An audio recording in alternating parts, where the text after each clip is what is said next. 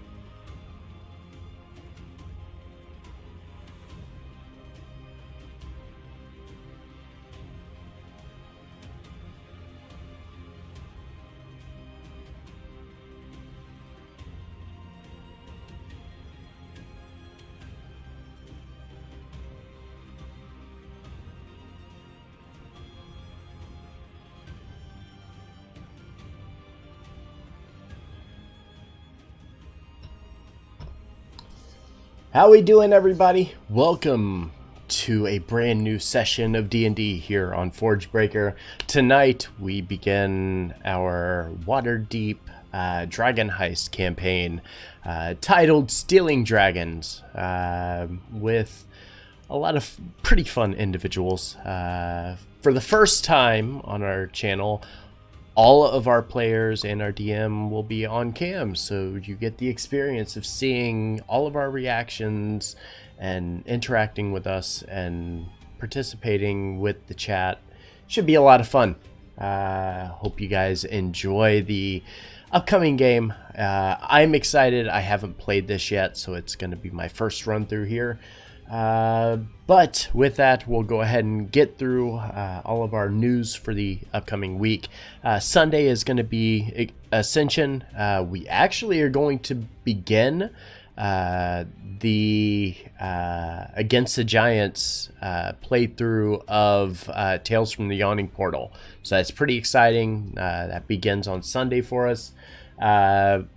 I'm going to be playing some video games on Tuesday because unfortunately we're not going to be able to have a normal D&D session, so we'll be doing that. Lone Sniper, thank you very much for the follow.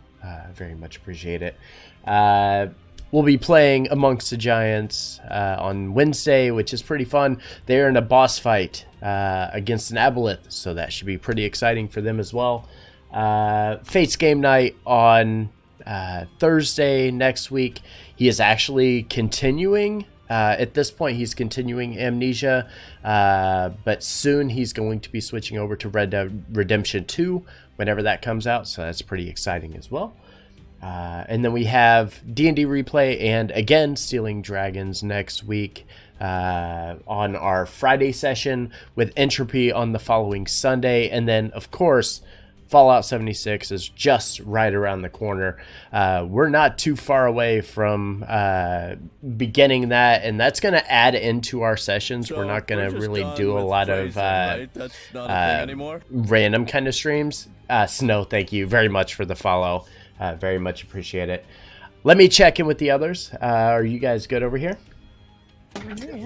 Yeah? Alrighty. All right, let's go ahead and do it.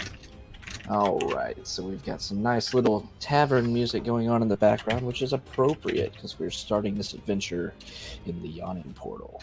So, go ahead and give you a brief introduction into this little adventure called Waterdeep Dragon Heist. So, welcome to Waterdeep, the city of splendors. You all know of the city. Hell, everyone in Faerun, even beyond, knows of this city. Some of you have come seeking jobs, some fortune, some information, but all of you have come here with one thing in common: a sense of adventure. And in this city, adventure is in no short supply. You're a group of adventurers, some with lofty goals, others just trying to make it through another day. You were all individuals not even a 10-day prior to now, but as of now, you are a group set out to see what the city has to offer. In light of your new partnership, you've ventured to a tavern to celebrate. But not just any tavern. You've set off to the Yawning Portal, the most famous place to grab an ale or a flagon of wine in Waterdeep, maybe even all of the Sword Coast. Most of you have been inside this establishment at least once prior and met some individuals outside of your party whom you're on friendly terms with, but that's not what tonight is about. Tonight is about getting to know one another, and prepare yourselves to set off an adventure as grand as the gods themselves, or that's the plan at least. You spent the last hour or so enjoying wine and ale after some of you earned a favor from Durnan, the proprietor of the Yawning Portal, and you called it in for free drinks for the evening. You've discussed things that you've seen in Waterdeep as of late, trying to see about any leads for jobs. Some of you noted on the recent criminal activity that's started to surge around the city. Criminals are no strangers to the city, but the City Watch has them handled, usually. For whatever reason, they seem to be a bit more brash as of late, attacking out in the open and fighting amongst themselves. The reason for this is unknown to you, though. Surely the Watch has it covered. Some mention of the Lords of the Waterdeep, or Lords of Waterdeep, rather, was made. You've heard that the Mass Lords, the ones that rule as a council and keep their identities secret, sometimes seek out adventurers to take care of certain jobs around the city. But typically only ones with connections or who have made names for themselves are selected for this. How to make names for yourselves, I wonder. You can't really rely on the Open Lord of Waterdeep, what with the face behind the title changing so much here recently. You do all wonder why it was that Dagalt Neverember was ousted as Open Lord so quickly and quietly a few years ago. Though he does still seem to be doing well for himself regardless, what with the rebuilding of the city of Neverwinter to the north, going very smoothly by all accounts. Laeral Silverhand has been doing a fine job as the Open Lord now, but of course the daughter of a goddess would be up to the task. The ideas for the jobs haven't been forthcoming, but there's no better place to be or to hear word of things going on in the city than here in the Yawning Portal. And, if nothing else, the booze is free. So with that, you find yourselves sitting around a table here in the Yawning Portal in the tap room. You're surrounded by many different people. A lot of adventurers fill the tavern amongst you. Some of them making grandiose boisters that they're going to set off into down the portal here in the Yawning Portal, down to the Dungeon of Undermountain. Very famous one, but some of you, the more brazen among you, have been warned that it's a fool's errand for anybody who isn't a bit more powerful than you are yourselves. So you've taken your time to sit around listening to the gossip around you, collecting information, and if nothing else, having a good few drinks among friends. So as we start looking around, imagine the camera panning around to this group of adventurers. It comes upon a small gnome, brown hair upon her, kind of tinkering on a few objects, a very small owl sitting on her shoulder. Jot, go ahead and tell us a little bit about yourself. Sure. So, full name, Jimelin Overbrook Thunderspark, but that's a mouthful, so just call me Jot, it's fine. Gnome woman, as already said. Tall for a gnome, about 4 feet, although obviously short for a person. Pale skin, lots of freckles. Brownish hair, about chin length, very wavy, kind of messy. Typically pulled back a bit. Very bright blue eyes, eager smile. Has a whitish shirt with a cord kind of laced through to hold it together. With a dark green coat over coming about to the knees with lots of pockets, just pockets everywhere. Typically has a little pencil tucked behind the ear, always jotting down notes and things. And yeah, I already mentioned the little owl named Seamus, my little familiar. And he's a tiny little elf owl, very adorable. And that's Jot. All right. Jot's a wizard, right? Oh, yep. See, I was going to forget something. Yes, wizard, yes. Alrighty. So as the camera once again pans around the group, we see a somewhat younger looking half-elf sitting at the table. I imagine just kind of looking down at a pitcher of wine in front of him. Kai, go ahead and tell us a little bit about your character. A whole pitcher? A whole pitcher. Whole pitcher. That's a lot of wine. He's pretty far away from his home, nearly 2,000 miles from the Sword Coast. A young liaison, Kai finds himself kind of at home here within Waterdeep. Several noble houses and things that he can mingle with. Young, being 60 years of age, as a high half-elf, standing roughly 6 foot tall with emerald green colored eyes and golden blonde hair. He greets all the passerbys and, entertains his friends and speaks of tales from his realm, from where he is from.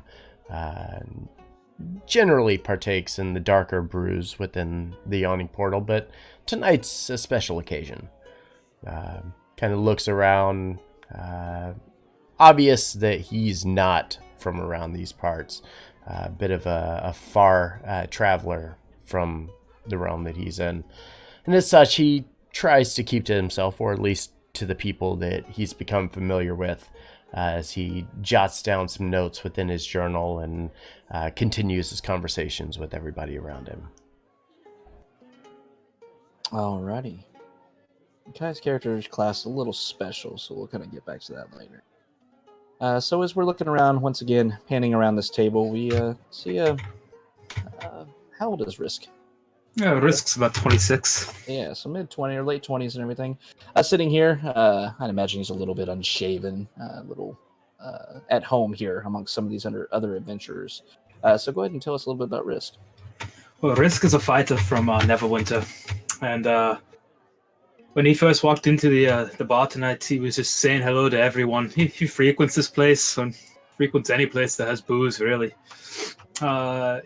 He's kind of a tall, skinny fucker. More lean, maybe, than skinny, but he traveled here from Neverwinter, seeking fortune, seeking a name for himself, something he was kind of overshadowed by a brother back in Neverwinter. And he's got golden hair, shaved on the sides and pushed back, and he's wearing a dark tunic rather, and just a big smile on his face. Everyone's friend. All right, and Risk is a human fighter, if I remember. Human correctly. fighter. Yeah, excellent. So once again, move around the table, and we see a somewhat boisterous gentleman sitting here, talking amongst everybody, keeping a very keen eye out around him. And we welcome Viz to the party. Go ahead and tell us a little bit about Viz. So Viz is currently a male human. His hair is black and kind of greasy, kind of slicked back. He's got this kind of unkempt beard and mustache around his face, and he's looking around and talking with people, but he keeps on like looking at the individuals about the bar, and he's just like fidgeting with like a bit of like lock picking tools and things like that, just like absentmindedly looking around.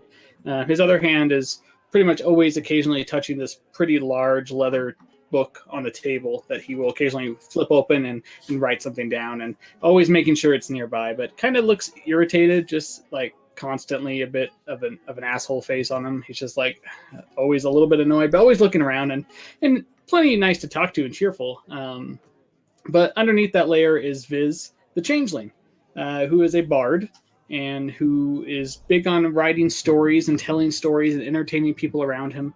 But because he is a changeling, he frequently adopts different personas. And tonight it just appeared that Calvizin, this human persona, is what he's adopted. This is just what he's feeling today.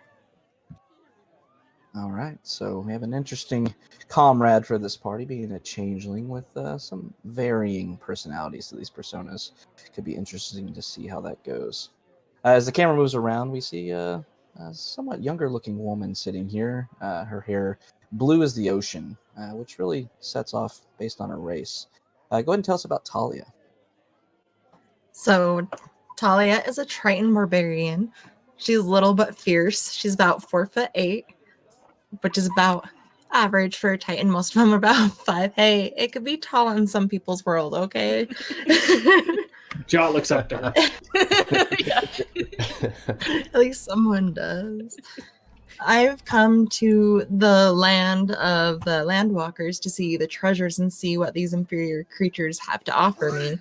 And I'm just here for the adventure and seeing why I'm better than everyone. Thank you very much, Joe, for the host. All right, so inadvertently, slightly hoity-toity in her demeanor, but, you know, it's how they're raised. I guess that's an excuse or something. I don't know. So as you're all sitting here, you sit around this sturdy wooden table lit by a brightly burning candle and littered with plates, cleared of food and half-drained tankards. You've all taken your time enjoying the night at the very least. The sounds of gamblers yelling and drunken adventurers singing bawdy songs nearly drown out the somewhat off-key strumming of a young bard 3 tables over. As you've all sat around looking around here, some of you have seen a few familiar faces.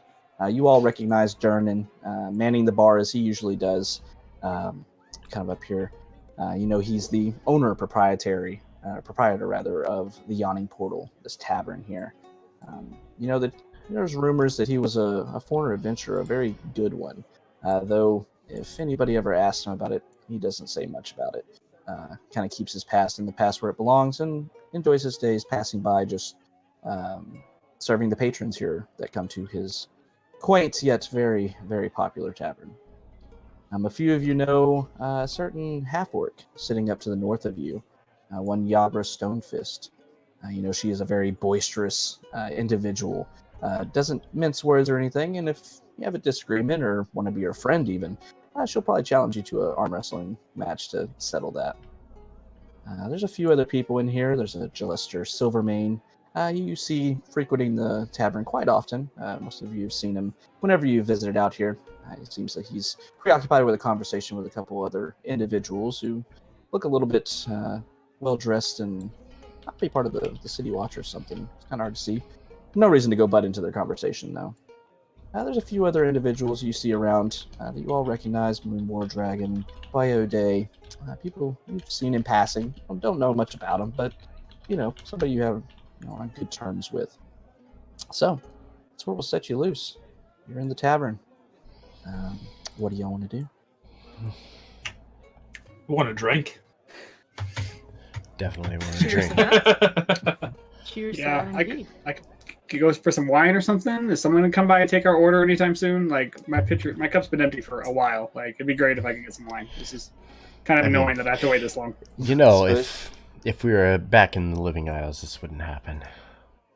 As you say that, you see a somewhat younger woman, off red, very light red hair, ponytail going down her back. She walks up, a few wisps of her tied off hair hanging down her face, and she blows them out of the way and shakes her head. And you see that a bit of sweat is collecting on her face, and she says, "I'm sorry, my friends. I'm sorry. It's very busy tonight, if you didn't know." And she kind of points around and motions around to the room. They're keeping us swamped. I swear, if Darren doesn't hire anybody else, I don't know what we're gonna do. It's working us to the bone. Now. She looks around, seeing the empty tankards and empty food plates. Oh my dear. What can I get you all? Red wine, please. Okay, one red wine. What else? No, I believe you're mistaken. I think he means for the whole table. Oh, for everybody. Oh, so... You can order for your damn self. I need a red wine. I'm not going to order for everybody else. Okay, I need one red wine, please. They might want something different. I'm just going to assume that they want wine as well. I'll have an ale. Drake, thank you for the host. An ale? Very much Okay, appreciate all it. right. Any other requests? I'm gonna push my empty tankard to her and just be like, "You know what to get me. You should never let this be empty. Don't let this happen again." With that, she bows her head, kind of holding this platter, and she's wide-eyed. I'm so sorry, ma'am. I apologize. It won't happen again. I promise. Kai kind of reaches back and kind of pats the waitress on the side and says, no, it's okay. If you could please just bring us our drinks, it would be okay. I would like a red wine as well. Is there anybody else that needs anything? Jot, you gonna drink? Wine, please. What's your looking at the waitress? What's your name? 33, Dear? thank you for the With that, she's for the still follow. a bit Very much flustered, but appreciate she it. lowers her head and kind of does a mock curtsy, and she says, "My name is Bonnie. My friends, the waitress here. Just trying to do my best here. I hope you can forgive me for the tardiness." Absolutely. Appreciate it. More drinks would be wonderful. And then if you could just come up and check on us more frequently, we would really appreciate that. Sorry for Talia. She's very, very thirsty and she loves her alcohol. So, if you could just be a little more consistent, I would really appreciate that. Thank you so much. Sometimes, Please get on with it. sometimes it is best if you just let it go. It's okay. We have learned to deal with this. With that, Bonnie nods her head once again, just still kind of looking around at this very demanding party at this table. But nods her head, says, at once, give me a few minutes and I'll get your drinks to you. Quick and in a hurry. And with that, she moves off, stopping for a few other patrons to get orders, and then disappearing back behind the bar. So I'm just gonna kind of look around you guys. Did you guys see that? And Viz is gonna pull like a couple pieces of his hair forward and like try and blow it up. That was cool. I've never seen that before. Is that a common thing? And it's like trying to blow the hair out of his face like she did. Like, oh, that's really neat. And he's gonna like grow his hair a little bit longer because he could just change his appearance and so make it like down to his nose and just practice huffing it and trying to make it move. Yeah, he's super interested. He's like, oh, that's neat. That's cool. Viz, sometime we're going to have to discuss how this isn't appropriate in this kind of setting. I think it's funny. It's just hair. Just blows his hair Most out. people don't, interestingly, enjoy blowing their hair out of the face, though, Viz. I think Ja has a point here. But if you find it entertaining, that's. I mean, it's interesting. I mean, right? I mean, You don't I have- find You don't have to do it. I do find it entertaining, but we don't want to be doing this in front of the commoners that just come walking by. Kind of looks around. Is anyone watching me blow the hair out of my face? Everybody at your table definitely is. Anyone outside of my table? Is anyone interested in my hair blowing? Give me a perception check. First roll. First Roll roll. with the game. Let's see how this game's gonna go. Not one, please. Please be an He's gonna please fail. be an Yes! It's gonna be a good game for me, everybody. Yes. You notice that a couple people have actually kind of started to move away from your table, seeing this very strange man just blowing hair around on his face. Are you kidding me? Kai was right. I'm gonna do the kind of shake my head and shorten my hair again, so it's not my face, and just kind of push it back. Like, all right, I'll stop. I'm sorry. And I'm gonna flip up my book and just start writing a couple things down. Even being somebody from an area not anywhere close to what this place is, he's like Kai's visibly like uncomfortable, like he's kind of like hiding his head behind his book as he's making notes. It's a tavern. People do weird things. It's all the time. fine. Yeah. Yeah. I think Bonnie was looking at me. Did anyone else notice that? Yeah, she looked at all of us. Yeah. I mean, She asked each of us what she wanted to drink. No. Right. No. Risk, you're absolutely right. You should absolutely pursue this at thought every so. possible opportunity. I thought so. I don't think she's interested. And plus, I don't think she'd make a good mate. She can't even keep up with our drinks. So you guys are going to hear Viz's voice change a little bit from this kind of agitated human to his kind of normal changeling. Just this little bit of a little higher pitch, a little really curious. Like, what do you mean interested in him? What am I missing? She came out and asked for drinks. What are you guys talking about? It's fine. Don't Wait, I don't understand. She asked for drinks. Risk, what are you Viz, talking about? I'll explain it to you later, Viz. It's something that the people here do. It's beyond what you would So comprehend. he's keeping eye contact with you, but writing down at the same time. Now tell me about it now. I don't. Is Bonnie getting our drinks and food? Like, if I look over at her and look back at Risk, am I like making some sort of connection? You can. So as you look back, you actually see Bonnie coming back around. She has a platter in front of her, and you see a couple of tankards. You see this red liquid kind of sloshing around as she's hurriedly moving back towards your table. And then you hear a scream, more like a roar than a scream, as you see Yagra standing up over across the bar next to a group of men clad in black. And this, as a shout goes out, you hear, "Ya pig! You like killing me mates, does ya?" Then this 7-foot tall half-orc is hit by this wild swinging punch from a male human whose shaved head that you can see very briefly is covered with these like eye-shaped tattoos. 4 other humans stand behind this guy, ready to just jump into this one-on-one fray. The half-orc recovering, Yagra recovering from this hit, cracks her knuckles just in turn, looking down, and then leaps on top of him. But before you can see if blood is being drawn, a crowd of spectators starts to close in around the brawl. What do you do? I look over at Risk and say, "Somehow I feel like you're responsible for this." What is Bonnie doing? Anything yet? I'm staring back and forth between Bonnie and Risk. Just You saw that in the clutter, Bonnie was hit, and all of the stuff, presumably for your table, is now on the floor. Our drinks. She's not getting a tip. I was hungry. I mean, Do you think we should? my wine. yes, How does your a- wine. How does the fight seem to be going? Hard to see from where you are. Yeah, I'm going to This move is up and get a this bit is of over milk. here, right? Yeah. Okay. Yeah, I'm gonna watch. My money's on Niagara. I think she's Alright. gonna win. Before My you start- wine. Everybody go ahead Guys. and roll for initiative. Oh shit!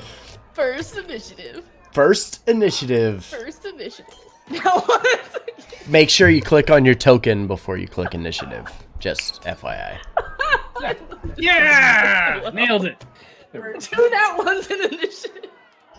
Love it. There we go. My 2 rolls that counted were both ones, guys. This is amazing. All right. So as you all start getting up, obviously for various reasons, well, some of you I'm not a bit getting upset up. that your wine was just thrown all over the floor. You're not getting your drinks anytime soon. As Bonnie's picking herself back off the ground, kind of not swiping off some of the liquid that's fallen on her apron. Others, knowing Yagra, and she's in a fight, and it might be a little unbalanced with 5-on-1 if that's the way it's going. Decide to start getting up and moving. As this is happening, you can clearly hear Yagra's voice crying out as she obviously seems to be attacking this man. Just, "Rah, jah!" And then silence for a few moments, and then the crowd goes boisterous again. Kai, what do you want to do? Which one is attacking? Is it more than one of them? Like I said, hard to see from your current position. You'll have to move a little closer before you can tell what exactly is going on. I don't want to get up. Fine. Kai's going to stand and kind of make his way over a little closer so he could see who's attacking who here. All right. So as you start moving closer, you see this crowd is starting to form around this fight. You see in between it and everything, there's people moving around and such, kind of cheering on the fight, raising their hands up in the air. You see Yagra, as well as this man with the bald head, struggling on the floor, kind of rolling around, trading punches with each other. Kai's going to raise one hand, kind of pointing over at the kind of shaved head individual, and going to cast command and say, "Yield." Okay. And it will be a DC 13. All right, he rolled a 14. Darn. Okay. So, yeah, as you reach out to command this individual to stop fighting and everything, he briefly stops, kind of shaking his head, and then just jumps back into it and starts punching this half-orc in the face again. Well, I guess this half-orc deserved it somehow. And Kai kind of turns to the others and shrugs. All right. Talia, what are you doing? I have a question on Fog Cloud since it's a racial trait on here. Uh-huh. If I just cast it around them, because I couldn't find like the range on it, I don't have it in here. Would it work with them in combat?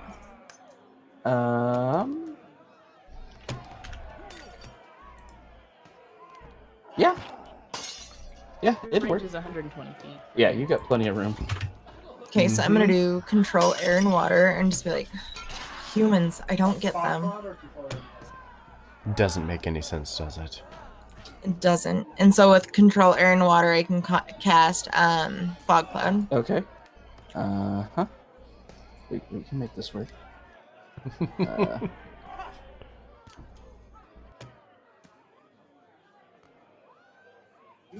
Which token is she? Who's she?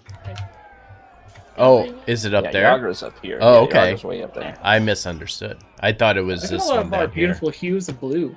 Right? All right, there we go. That's some kind of fog cloud, right? And then I'm just gonna kind of like walk over to about there. All right, so as Talia stands up, she kind of steps forward and chants for a brief moment, twisting her hands in this arcane gesture, and this fog seeming coming out of nowhere. Not telling if it was coming out of the pit here in the middle of the Yawning Portal, or if it just materialized out of nowhere, just starts to creep over the entire group. It's real hard to see anybody now from your distance, even more so than before when the crowd was blocking your view. Now there's a crowd and fog going through there. Some of the fighting, the sounds of the fighting starts to die down a bit as people were a bit confused as to what is going on. All right.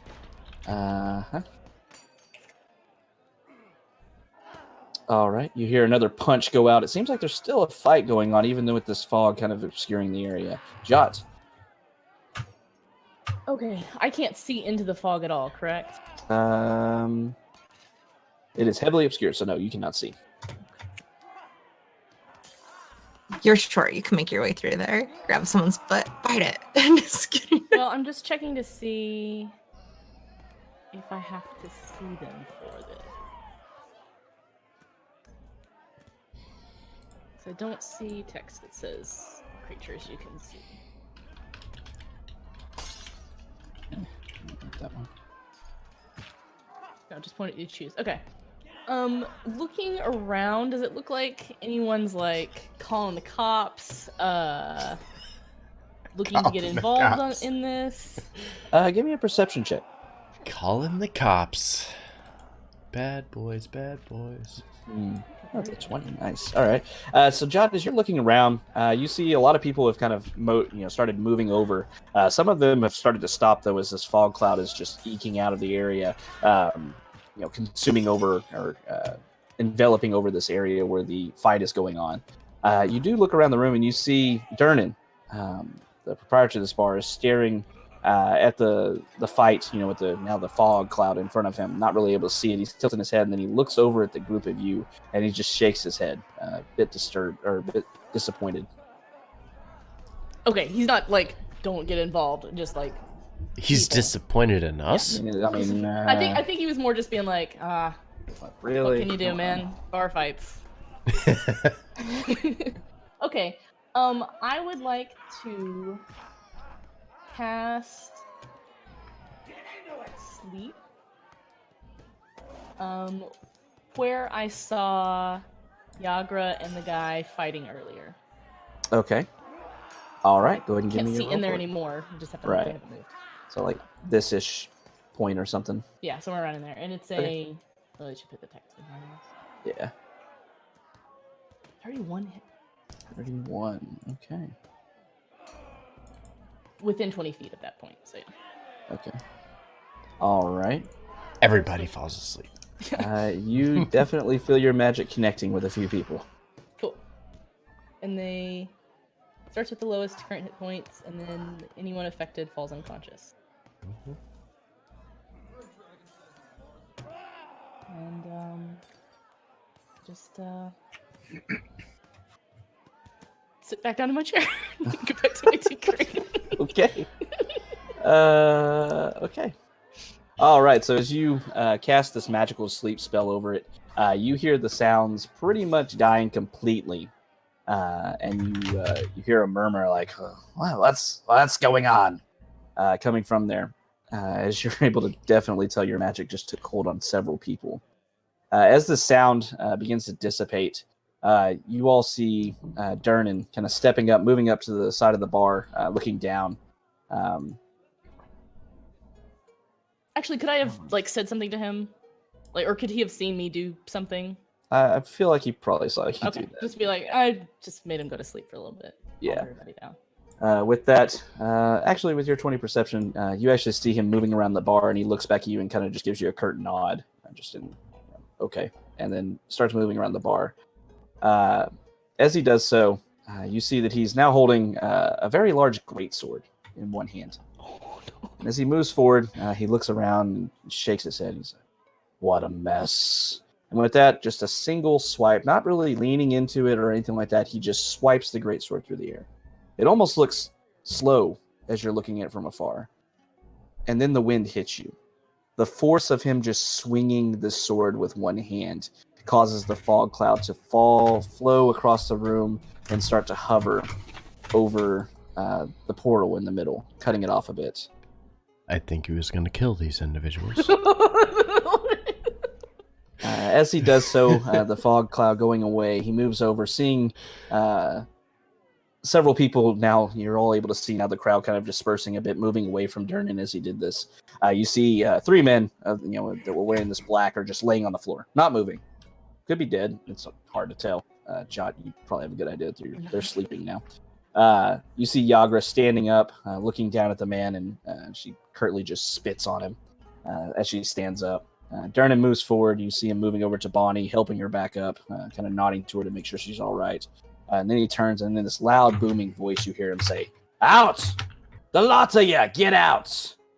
And with that, you see the other two men moving up, grabbing arms and legs, and they start to drag each other out of here. One man drags one individual out and then runs back in, grabbing the man that was fighting Yagra. All of them disappearing out the door and into the evening sun. I'm gonna grab a drink from off the counter that probably was abandoned in the fight and just grab it and walk back to the table. Okay. Yeah, you have a sourdough ale. It's interesting taste. I think sour beer. Did Yagra just beat off 3 of their asses? No, I put them to sleep. Oh, I was way more impressed before. So Yagra got to stay. Are we still on initiative? Yes, you're still initiative just right now, just in case you want to move or anything. So Jot has done this. You see, like I said, everybody's able to see now that Durnan is over there talking to Body, and then you see him kind of scowling, but talking, almost like talking to a child, to Yagra, very disapprovingly and everything, but he hasn't thrown her out. You did notice that much, at least. The other men were, get the hell out of here. Right. But he's over there just kind of scolding Yagra. There are any drinks left on the table? On the guy's Our table? table? This one? Your table? Yeah. No, but No, this one on- over here. Oh, yeah, there's like 4 drinks on the table. Yeah, I'm gonna go grab one. Actually, could I have gotten up and gone towards, since it's all died down at this point? Could I now get up and go over towards where? Yeah, you Yagra can use was? your movement on your turn to move that way. Talia, So move. you should be up here too with me I'm gonna grab because 2. we're moving on turns still. I can't go very far. Yeah, I know, right? It's a big establishment, all right. It takes a little time to walk it back. And I have forth, tiny little legs. tiny little legs. 25 movement feet. 25, yeah. And Viz, what are you doing, bud?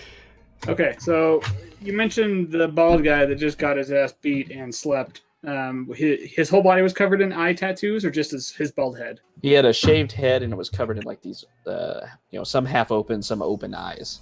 Oh, I missed that. Oh, like eyeballs, not the letter. Yeah, right? yes. It's Okay. like eyeballs. All right. Thousands You said of his the head was letter covered- I's. Yeah, you said his head was covered in eyes, and I was like, "Can you clarify? I- Is that a symbol I recognize? Yeah. Is that's it what I was is it something I'm familiar with?" Give me a.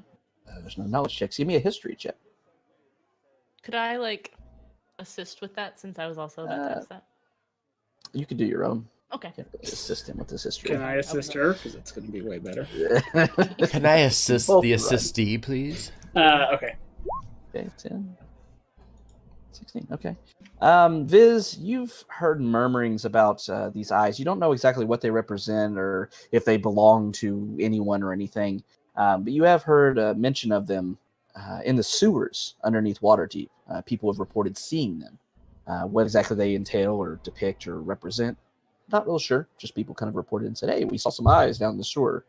Jot, as you're listening and kind of thinking back on it, you remember talk of a criminal organization. You're all knowledgeable of the Zentrum. Has been mentioned before as a criminal, yet not always a bad organization. They're ones that a lot of people that want to hire, sell swords and things of that nature will go to the Zents to obtain these people to do things. They do have some more nefarious things that are going on, but that's not who you're thinking of here. But you do realize that there is another one, another organization that practices criminal activity within Waterdeep, and very much more so secretive than the Zentarum are, and that would be the Xanathar Guild. And you know that the eyeballs look strangely familiar in the fact that they seem to represent the Xanathar Guild. Shu knows something that John doesn't. And, Okay. And would I know a little more about this than the others? You would know basically about the same thing without a check about So- Okay. the criminal organizations, just through your background. So the other thing Okay. Viz was going to do is look over at his buddy Jalister and the probably city guards he was with, and seeing how they were responding to the fight. Okay. As you do so, This you all see... took place in 3 seconds. Viz Yeah. hasn't even got a chance to sit up out of his chair yet before people are slept and kicked out of the Right. bar. So yeah, as you look over, you see Jalister had changed. You kind of, like I said, looking around the bar, keeping, being perceptive. You had seen Jalister during the evening, sitting and communicating with these people, talking, about whatever with them. As you look back towards him now, trying to see how he is reacting, you see that he has turned his body in a bit more offensive stance. You see his hand is resting down on a sword next to his hip that he carries around, which is a bit odd, but you do know that he is employed by the Lord's Alliance and Lyra's Silverhand. So you know that he walks around with weapons quite often, even though that is a little bit of an odd thing to do here in Waterdeep. As while there are no laws against carrying weapons, it's a very, for the most part, safe city. There's no real reason to carry weapons around. You see that he was obviously getting ready for the fight if need be. You see the other two people he was talking to that may or may not be guards based on their apparel and such, and the fact that one of them's wearing armor, are sitting there, and as you look a little bit closer, you see they're a bit red-faced. They probably had a little bit to drink and hadn't really reacted to the situation. This is going to kind of look over at Jallister and like try and get eye contact and like shrug or like nod, see if he can get some sort of confirmation of like, do you want me to do something? Like, knowing who he works for and the stuff he does, just trying to look at him and be like, is this something you want us to get involved in or help you with? And then I'm going to kind of go stand up near the rest of my homies. So as you're glancing over your shoulder after giving this movement towards Jallister, you see him kind of just shrugging his shoulders, kind of just depicting it's not anything to really worry about based on what you're getting from him. Okay. My goal is to get to Bonnie and tell her I still want wine. Okay. All right. After making sure she's okay. Okay, well, that's my goal. Are you okay? Good. I need my wine, please. Table 6, 3 wines, 1 ale. We're waiting. So Four wines. As you're all beginning to move forward, this situation obviously de-escalating as it does so. You all start walking up towards Bonnie and Durnan and Yagra, making way to see if they're all right, order some more ale and such. But then suddenly, shouts of alarm suddenly ring out, and you're drawn to look over to the east towards the portal. You see a hulking creature climbing out of the shaft in the middle of the tap room. A monster with warty green skin, a tangled nest of wiry black hair, a long carrot-shaped nose, and bloodshot eyes. As it bares its yellow teeth and howls, you can see that a half dozen of these bat-like creatures are attached to its body, with 3 more of them circling above it like flies. Everyone in the tavern reacts in fear, starting to run away, except for the barkeep Durnan, who shouts, Troll! What did he shout? He shouted, "Troll." Troll. There's a Troll! in the back. Troll! I heard roll. I was like, I don't know. Shouting troll! Troll. Fuck. Who picked this bar? Who burned multiple spells on the random bar fight? And with that, you this see normal? Yagra stepping around the table as this creature, as well as these like bat-like ones, start lumbering out of the portal and moving into the bar room. You see other people, civilians, just running away, moving away from everybody. Did they get lost in the fog cloud? They didn't. They actually emerged from it all creepy-like, out of the fog cloud and into the room. You see Yagra moving around the table as this creature moves forward. She beelines it straight towards it. You see on her back that she hadn't used in the fight, she has this mace that she pulls back over her shoulder and brings it down on this troll. Are we friends with Yagra? Do we like her? Should I be concerned about? Yagra. Should I be concerned about her HP? I mean, a couple of you are friends with her, I think. Do I Or at know least that you we're of friends? her. I don't know. So yeah, she's gonna hit with one of her attacks. So one mace blow connects as she brings it around, catching this creature. You see that it's still like you see these bat-like creatures attached to it. Obviously, it looks like as you look closer, sucking its blood, and you see like trails of this reddish green, just nasty-looking blood eking down its skin. But it kind of takes the hit and everything and knocks it away. The bat-like things are attacking the troll. Seem to be feeding off of it, while 3 more are kind of flying around it. But though they seem like their attention's a bit split now with all the people around them. One of these groups of things is our friends, guys. Coin toss. Which one does it look like Yagra is going for? She went straight for the troll. Do what? With a great axe, we didn't see. Yeah. Yeah, with Okay. a mace, yeah. Oh, mace. My bad. Fix my initiative here. Okay. All right. So as you see Yagra take off, you see Durnan Wind down, quickly thank running you back very much behind for the him. You see him follow. grabbing this lantern with a candle sitting inside of it from the bar. And with that, he runs forward, tossing the lantern at this troll. Make sure he hits it. Oh, yeah. Yeah. So he throws it out there, hitting the troll in the chest. This fire kind of bursts across his chest, burning for a few seconds before starting to fizzle out. With that, he jumps up onto the table, moving forward, pulling out this greatsword once again. He yells down, looking directly at you at the party. He says, "Take care of the Sturges. I'll take care of the troll." Welcome, party. Thank you so much fuck for is the a host. Sturge? You guys are amazing. Welcome, all new viewers. All right, with that, Kai. We're just now starting our session off. And Kai is a little confused and not really sure what he's going to do. He's going to kind of move to get a little better view here. I think... Trying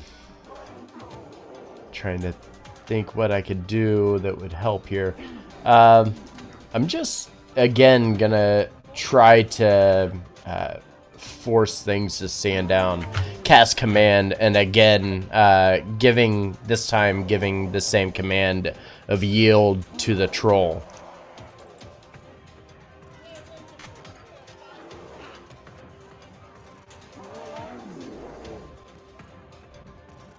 Helps if I'm unmuted. He Yeah. rolled a 17. What's your TC? 13. 13. All right. So this troll in its rage just ignores your command. It's clearly looking at Yagra and Durnan now. All right.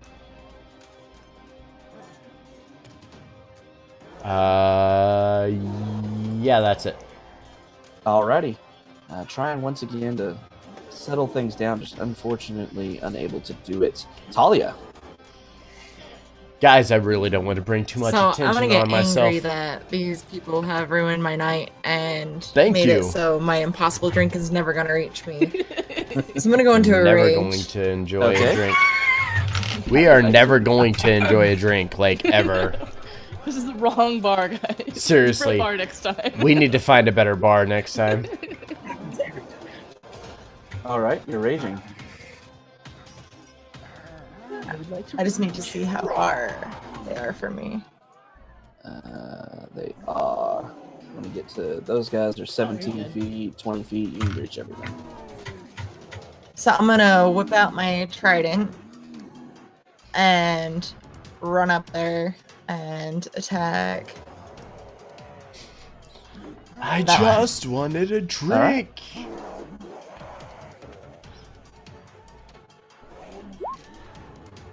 Oh.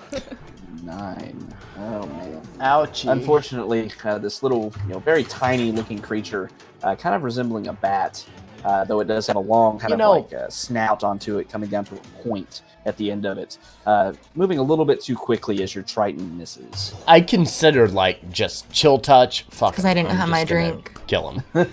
We're distracted. We wanted Little the bit. drink. We don't have a drink. Things are bad. All right. Anything else? No. All right. Well, this one is gonna start flying towards the closest target, which happens to be Talia, and it's gonna attempt to lash onto you. Does a 13 hit? Yes. 13 hits on a barbarian? I have it at 11 unless it imported wrong. You don't get that until Unarmored defensive 2. later. Yeah, it's 2 or 3. Unarmored is 2 or 3. Is it? Yep. It's not immediate. It's on her character Do you sheet. get your +2 to rage to hit thing, or is that +2 damage? That's Rage. damage only. So it should be your dex plus your con mod. No, So you armor should- defense is first level. Yeah, it's first level. Yeah, armor is first, yeah. So it'd be 10 plus dex plus con. Which is 13, which it rolled a 13. All right, so it still hits. It still Unfortunately. Alrighty, so it is going to lash down and land on your arm, and as it does so, you kind of start shaking your arm off, but it latches onto you and digs this pincer Shake mouth the arm into off, your arm, friends. dealing 5 piercing damage to you. And then I get it halved. Because I'm Yes. raging, right? Yes. So 3 or 2. 2 and a That half. was 2. Always roll 2. in favor of the player. So 2. Yeah. You always roll down as a player. Yep. Unless you have an a-hole DM. I've been called a lot of things. Wonder who that could be. Alrighty, so this thing is now attached to Talia. It's just clinging to her arm now and attempting to just drain her blood. This one, seeing that one's already feasting on Talia, My blood's salty, just to let you know. it's gonna fly down towards this. Looks like a kind of a noble lady. She's getting up out of her chair, trying to run away. It's gonna roll a natural 1, so she slips aside of it as it misses her. And with that, we're at to Jot. Okay. I am going to move over to here and shoot firebolt at that one. I don't know if that thing actually works. The one to the right of Talia. Okay. Nope. Oof. Not Unfortunately, today. It goes wide, kind of fizzling out as it passes next to this creature. Very agile ones just flittering around in the air. And I'll move back up just a little more because I have one more square I can move. All right. Still, this troll going into battle with Yagra and Jernin as you all try to take care of these Sturges. It's fine. This one also going to fly over towards Talia and going to try to drain her blood. 12 this time is going to miss, just barely. You're able Blood to drain. swat it away with your free hand as it tries to latch onto your other arm, not wanting more than one of them sucking your blood. Risk. All right, I'm going to run up to Talia. I do have enough movement for this, and I'm going to open up my character sheet. And I'm going to take a swing at the one that's attached on her with my short sword. If you miss, you're dead. Don't judge him. He hasn't had to do anything yet. Short sword with a 13. Talia's is just going reminding to him. just miss. Oof. And I'm going to, in my other hand, take a shot with my hand crossbow at There you go. this Yeah. one down here. Oh, I Yeah. thought you were shooting your crossbow at me. I was like, what that? Don't you Please no. insult me while I'm helping. So Risk runs forward, bringing his short sword around with this kind of underhanded swipe, and as he does so, it comes up, and you see Talia kind of flinch a bit, and as she does so, it actually causes the attack to just miss around the Sturge. But with that, he immediately points his hand crossbow right at Talia, and as she looks at him and then ducks to the side, it flies right past her as the bolt streams through, hitting the Sturge that was over attacking this noblewoman, and you see the crossbow bolt just pass right through it as it falls to the ground, not moving in a bloody heap. That's going to be the end of my turn. For future reference, can I use a bonus action before an action? Yes, Okay. they are interchangeable unless something says you have to do otherwise. Perfect. Right, so the troll is going to move up, climbing and kind of shoving the table aside as it moves towards Jernin, roaring out loud as it tries to fight. Jernin open. See his AC. Okay. Bite first. 26 to hit, and then 2 claws. 23 I'm and digging this music. It reminds me of like bosses on the old Nintendo. I'm like, yeah, I like it. Just to let you know. okay. Think When- Sirenscape. When we finish this combat, can we please get the Final Fantasy combat finished music, please? Yes. All right, so you see this troll moving up and climbing up on top of this table where Durnan is standing, holding this great sword in his hand. The troll lunges out, able to catch Durnan as he kind of brings his arm up, gnaws down on his arm, squeezing into it. You see blood kind of squirting out of its mouth. It brings one quick claw across his stomach. You hear and see the rattling of his chain armor underneath his tunic, deflecting some of the damage, but it's still a solid hit. And he dances backwards from the second claw, dodging it completely. Viz. Okay. I'm gonna run up to Kai, and I'm going to look at Kai and say, I know you really want people to listen to you, but if you could just get in there and help, it'd be awesome. And I'm gonna use the help action to Kai to give him advantage on his next attack. Okay. And as my bonus action, I'm gonna look over at Talia, and I'm gonna give her bardic inspiration. I'm like, Talia, you can do this, girl. You got this. I believe in you. All right. Nice. So the helpful Viz charges in, giving inspiration in one form or the other to his allies. With that, Yagra is going to move forward, bringing this mace around again. Swinging it twice. 17 and 18. Both of those are going to hit. Doing 15 points of damage. You see both these mace hits clattering across the bottom of this thing's body. You saw that her first mace hit had kind of left a little bit of indention in one of its ribs, probably broke one of them. As she brings it around again, you see that part of her belly or part of this thing's belly and chest has started to pop back out as it regenerated from the damage. But it's still moving around, still looking a little beat up, but it is definitely still alive. Unless Dernan has something to say about it, he is going to move forward. You see him hoisting this very fine-looking greatsword around and brings it down 4 times. 4? 16, 19, 25, and 15. All of them hit. Yeah, so you see Dernan stepping forward as this thing had just finished off kind of wiping some of the flames from the lantern that was thrown at it away from it. It raises its arms up in an attempt to attack. You see Dernan expertly step forward, sliding up underneath this huge figure, about 9 feet tall, taller than even Dernan, standing on this table. As he does so, he brings the greatsword up the first time. As he does so, both of this thing's arms are lopped off in one attack.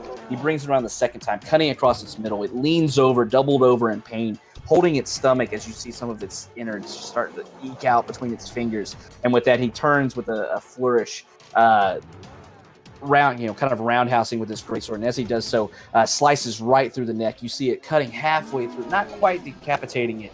But as Dernan slows, looking back at this with a practice hand, he comes back around and finishes the blow, completely decapitating this troll as it falls to the ground, not moving. Badass. Yeah. I could have just stayed at my table. And It's fine. We could have just been drinking wine this whole time. It's Didn't fine. be involved at all.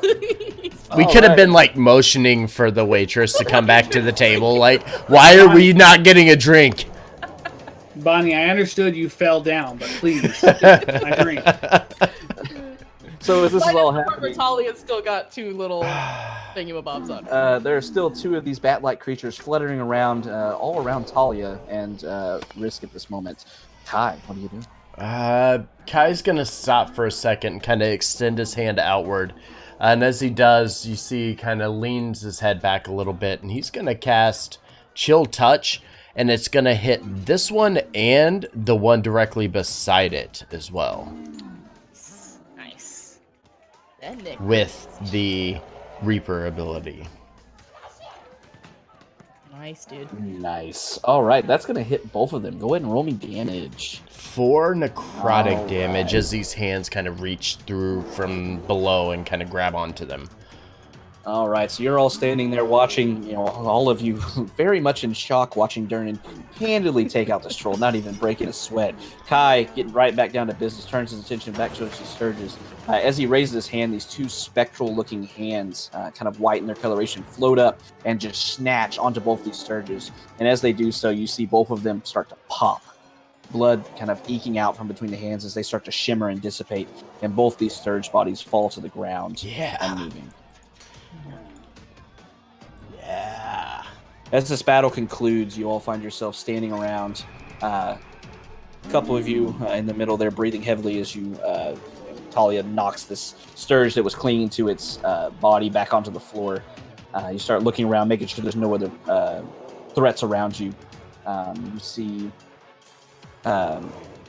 life around you starts to kind of normalize. It seems like this isn't a infrequent thing that happens here at the Yawning Portal. You see patrons starting to return to their tables, still looking a little bit on edge as they look over at the troll's body, which you now see Dernan is dousing in lamp oil from a lamp that he pulled off the table. And as he looks over at Yagra, both of them pick up the body and start pulling it over towards the portal and then toss it over the side. As it does so, you see Dernan very quickly hitting a flint and steel. And as he does so, as the body's kind of lifted up and tossed into the air, he flints and steals it, and it bursts into flame as it falls down into the portal. That takes me at least 5 or 6 tries to get the flint to spark. He does it one try Real mid-air. good. Yeah. Vernon's just a badass, guys. We've just Viz is going to pull out the book and just be frantically writing down as his majestic mustache billows in the gust of the flames. This man is so incredible. So as this is happening, you see Yagra kind of, wiping her hands of this and sitting back down. You see her motioning over towards Bonnie, obviously ordering another ale. Durnan, after finishing the dirty work, kind of walks over to Talia and Risk, looking around at you two, and then kind of motions his head over to the rest of the party, and very curtly just nods his head to you all. Says, "You fought well." And with that, he moves back over, hoisting this very large greatsword back onto his back. too. So. I mean, he did Thank- do all the thank- work. okay, I guess. You know. Yeah, good job. I mean- brother. Yeah. You did do pretty well yourself. So you see Durnan returning to the back of the bar. You see him taking this greatsword off his shoulder and putting it down under the bar where he keeps it, apparently. And you're all sitting around, kind of regrouping back together at the conclusion of this bit of a shocking, a little harrowing experience. Had never seen a troll in person before. If It's I kinda listen crazy. to the hole, do I hear them hit the ground? You do not. So they just fall forever. For a while. I mean, takes a little bit of time to... Just kind of put my ear over there and just see if I listen to the bodies hit the ground. A few seconds later, you hear... very distantly. Way down there. Could someone remind me to never fuck with Durnan? Right. I think you'll remember. As soon as he Bruno pulls, looks like a good mate. I would go after him and not Bonnie. I believe as soon as he pulls the great sword out, we're quickly reminded of just what he could do. His hair is going to be starting to become that kind of reddish brown color of Durnan's, just like it's pretty cool. Just, kind of, just a little bit, not a whole lot, just a slightish reddish tint that wasn't there before, and his mustache is going to be a little bushier now. His chops are a little thicker. Not a huge difference. But Want to be a little more like him, right? What's Bonnie doing right now? Just Like, where's our Wonder. drink, dude? You is see... she okay? As you're all looking around, you see a number of things happening. People are moving around you. Crowds are kind of appearing. A few people are nodding to you, saying, "Oh yeah, good job, great job, everything you were doing." Nasty creatures, those Sturgis, and moving about, going back, and a few people were taking off and leaving. Understandably, Troll just appeared here, kind of GTFO, a little bit safer outside, hopefully. You see Bonnie over in the corner, who had kind of taken a few steps back for obvious reasons, up against the bar. Looking around, she looks at Durnan. She seems to be talking to him for a few moments, and seems a bit more frazzled than she was before. Once again, for very obvious reasons, but with a big, kind of heavy sigh, her shoulders rise and fall. Yeah, I see that. I need another one too. So No, as he's she's doing that to Bonnie. Yeah, Just like Drink, over in the background, please. Like, what a dick. Yeah, you see her with a like a big heavy sigh. She shakes her head and kind of slaps her cheeks real quick, and then turns around, looking around. She looks down at you, and you see her face start to go a bit pale as she sees all of you. Like, hey, she's like, oh shit, and she takes off back around the bar again, obviously going to get you drinks. Everybody, give me perception checks.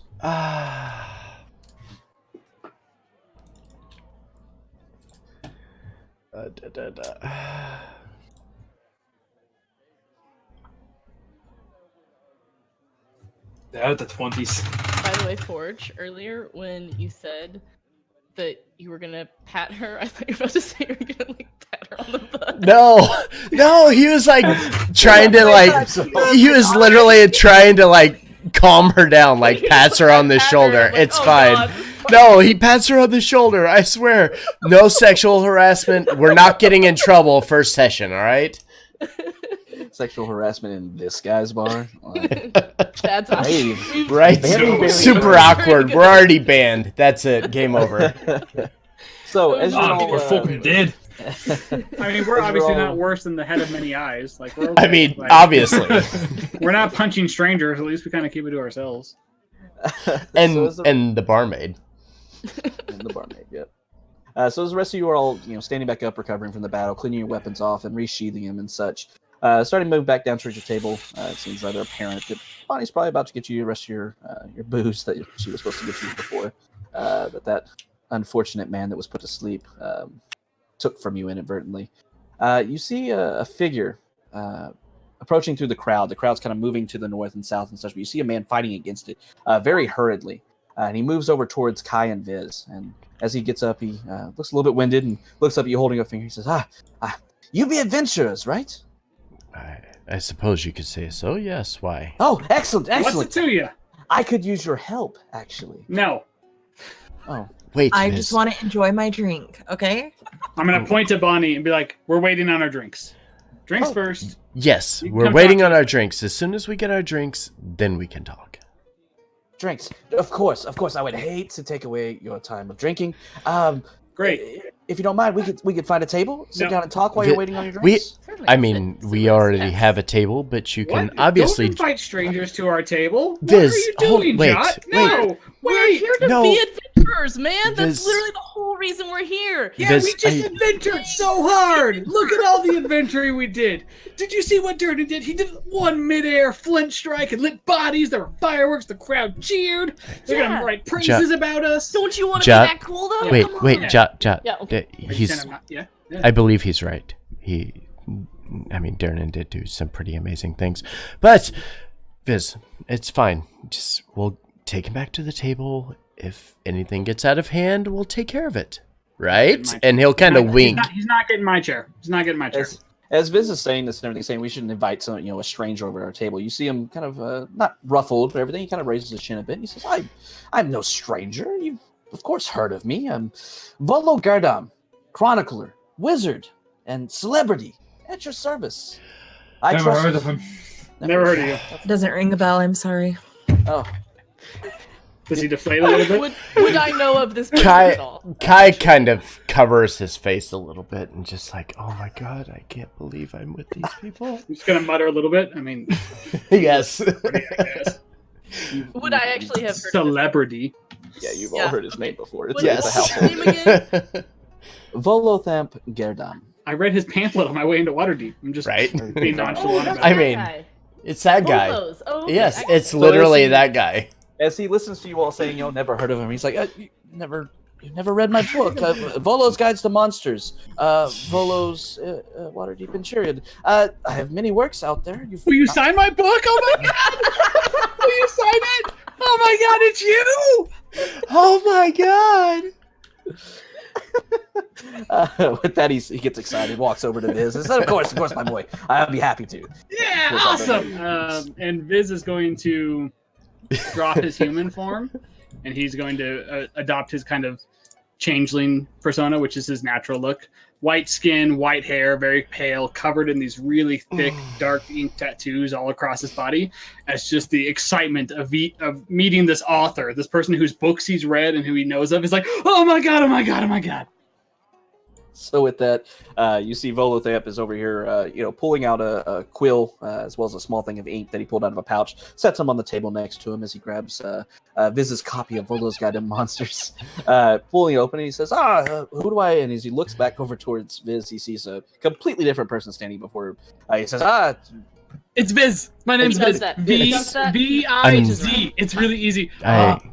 Guys. Mr. Volo, can I buy you a drink? Can I buy 3 drinks? 4 drinks?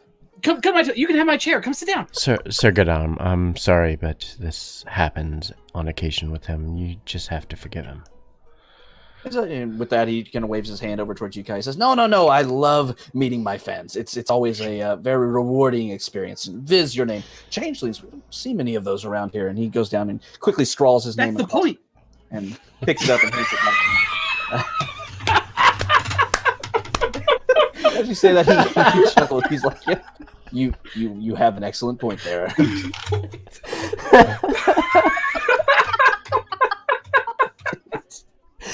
And that's the end of the stream, ladies and gentlemen. It doesn't get any better than this. I'm sorry.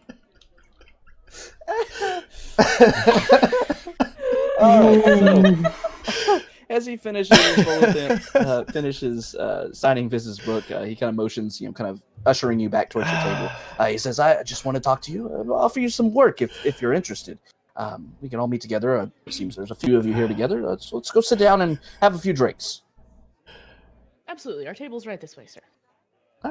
I want to pull out the chair I was previously sitting in for him and like offer it to him. Clearly, based off the map, mine's the nicer of the chairs anyway. And just, I was thinking about like maybe I was curious about what Jallister did and the city guards did, but I don't care anymore. Just, I'm over it. So I want to like pull out the chair for him and like try and make him comfortable. If Bonnie shows up with my wine, I'm going to offer him my wine first. And if Talia's not looking, if he turns on my wine, I'm going to offer her beer. Unless she's looking, then I'm not going to do that because she'll kill me. She's like, I'm pretty sure she's very attentive to that. So, as you all start moving back down towards your table, Volothamp graciously taking the seat provided to him by Viz, sitting down as he moves out towards you. As this is all happening, as you're all getting back to the table, don't freak out, roll 20. You all see Bonnie moving back down with this platter, full of different tankards of ale and wine and such, moving it down more than you're going to drink for a little while, more than you ordered. And she scurries up to the table, kind of setting it down very gently, making sure you all had tankards and everything. She looks over at Volo and says, "Oh, Mr. Goodham, I'll bring you one over quick and in a hurry. Don't worry about it. Your friends here, all of you, here's more than you asked for. I put a few selections of wine in, as well as a few selections of ale. Durham recommends the sour trot ale over here.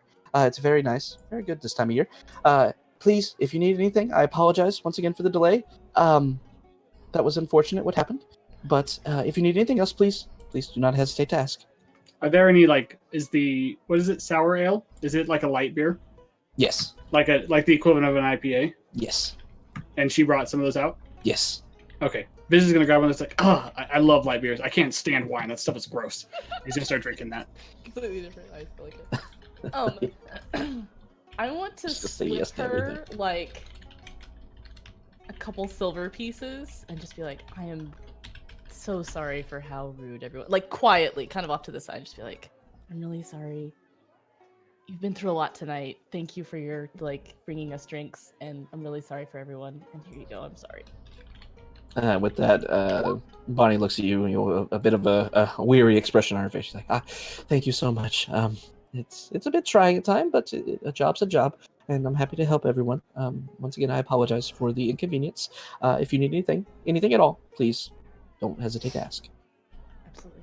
I just realized I never gave myself starting money, so No, I have this. It's fine. I don't know how much money. And I Kai's, can spot you, Jot. I know you're Kai's- like this sometimes. I forgot my wallet at Applebee's again. Oh no! Kai's gonna just quietly slip her 2 gold pieces and just kind of wait for the Pay her woman 2 to bring months everything rent back. for some 2 beers, months rent man? for some beers because of the trouble that everybody is causing. We're So not is it- causing any trouble. I just expect her to do her job. And she's mean- not doing it very well. She shouldn't be paid. You are absolutely right. She is not doing a very good job. But there was a troll. Very big. I And mean- that's not my problem. Was. I mean, you're not wrong. I fixed my money, and I did in fact give her 2 silver. So Okay. All right. So as this is all going on, Talia, you're more than welcome to speak to the manager. Listen, I don't have that. haircut. Listen, don't I have need to that. speak to a manager, please. I'm going to speak to the mayor and get her executed for her lack of being a good barmaid, okay? so let's just say that she's like, "Oh, good luck with that," and she takes off, heading back around the bar to start So serving other sorry. patrons. So sorry. I thought Kai was the evil one. Listen, I'm Apparently not. I just know. Okay, just because Kai spells summon bone hands Look, from the graves doesn't yes, mean he's evil. Okay? Chris, don't be like no, we're that. not. Kai's a good guy. He No. saved Talia with the Viz- skeleton death hands. Okay? Viz, remember, we're not talking about the skeletal hands coming from the ground. We're leaving that alone. It's fine. I'm not Anyway, evil Bolo, just tell me because more. I just know what I want and how it should be done. So this is happening. You see Volo has procured himself a drink, some wine, and everything. He's looking at and smiling at Viz, and looks around the table, listening to all this, and kind of nods to the rest of you and everything, and listening to Talia saying, knows what you want and everything. A man or a woman rather of a particular taste. can respect someone who knows exactly what they want and when to do it. But anyway, back to business. Yes, business. Once again, Volothamp, and he kind of bows in his chair. Volothamp Gadam, chronicler, wizard, and celebrity at your service. But today I need your service. Sounds even better the second time you say it. With that, he looks around and he says, I trust you've noticed the violence in our fair city these past 10 days. I haven't seen so much blood since my last visit to Baldur's Gate. But now, I fear I have misplaced a friend amid this odious malevolence. My friend's name is Floon Blagmar. He's got more Bless beauty. you. He's got more beauty than brains, and I worry he took a bad way home a couple nights ago and was kidnapped, or worse. If you agree to track him down with all due haste, I can offer you 10 dragons apiece now, and I can give you each 10 times that when you find Floon. May I prevail upon you in my hour of need? You're certain that he's just not with a suitor, correct? I mean, as far as when I you say know. a few days, like how many? Like 2 days? He thinks. He says, it's been about 3 days, 3 nights, rather, since I last saw him. I left him at a tavern that we were drinking at. He might have been a little drunk, and I'm afraid that something untoward may have happened to him on his way home. You gonna pay us in 10 what now? 10 dragons. Gold piece. Dragons, my friend. Ooh. Yes, gold pieces in Waterdeep are called dragons. We have our own currency here. I mean, I hate to say this, right? Because I Probably really paid in look up to him. dragons. He's a published author and stuff, but is he lying to us? Do I feel like he's lying to me? Is he telling the truth? Give me an insight check. I'd like to check. I mean, 10 gold pieces seems like quite a lot. It's a good amount of money.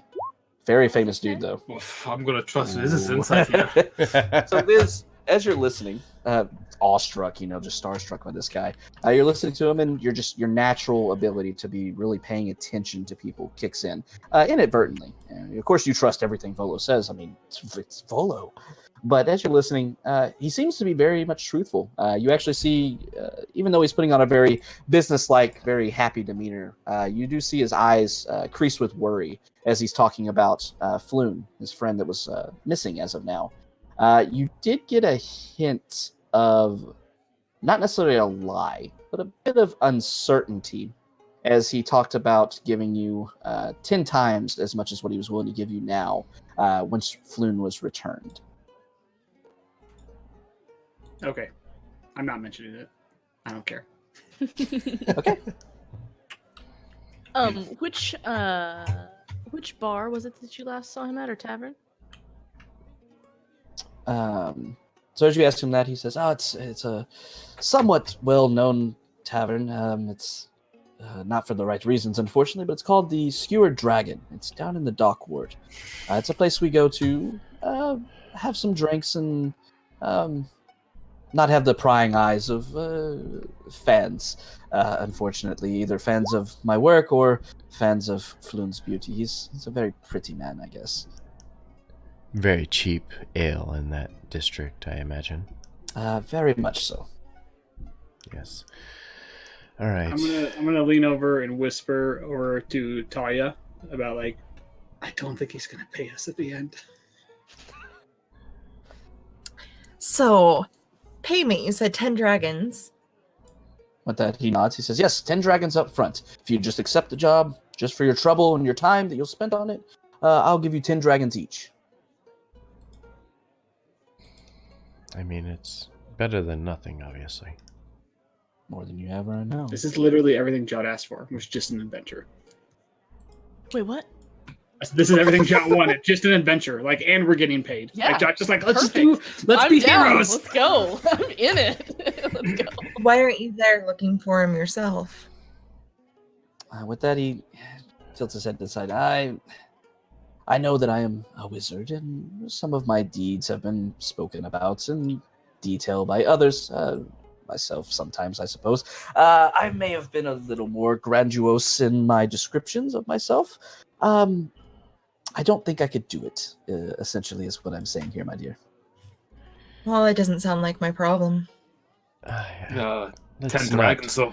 Let's not get ahead of ourselves, Talia. As Talia says that, he kind of says, well, for 10 dragons and 100 more promised afterwards, maybe you could start to think it's your problem. I A tend to man agree. like you know, a wizard is just kind of below me, and I don't think I can trust you. Oh, Well, I've Talia. never... No. Well, what say the rest of you? 10 dragons, I'm in. Sending him a message to see if he's around. Unfortunately, I've not been idle these last 3 days. I have done the basics. I have informed the city watch after I didn't find him in his room and his normal haunts, Skewered Dragon here at the Yawning Portal, a few other taverns of questionable merit around the city. He's not there in any of them. None of his friends have seen him. And he seems to have just disappeared without a trace. And obviously, I would very much like to find him myself and not have to make an expenditure of such coin, but unfortunately I've turned up empty so far. So that's why I've been here at the Yawning Portal, trying to find someone. What were you two doing the last time you saw each other? Well, I mean, what do you do normally in a tavern? You drink. You came here to find adventurers, so, a little questionable about what your intentions are when you go to taverns. I suppose. I was there to drink. I unfortunately had some writer's block.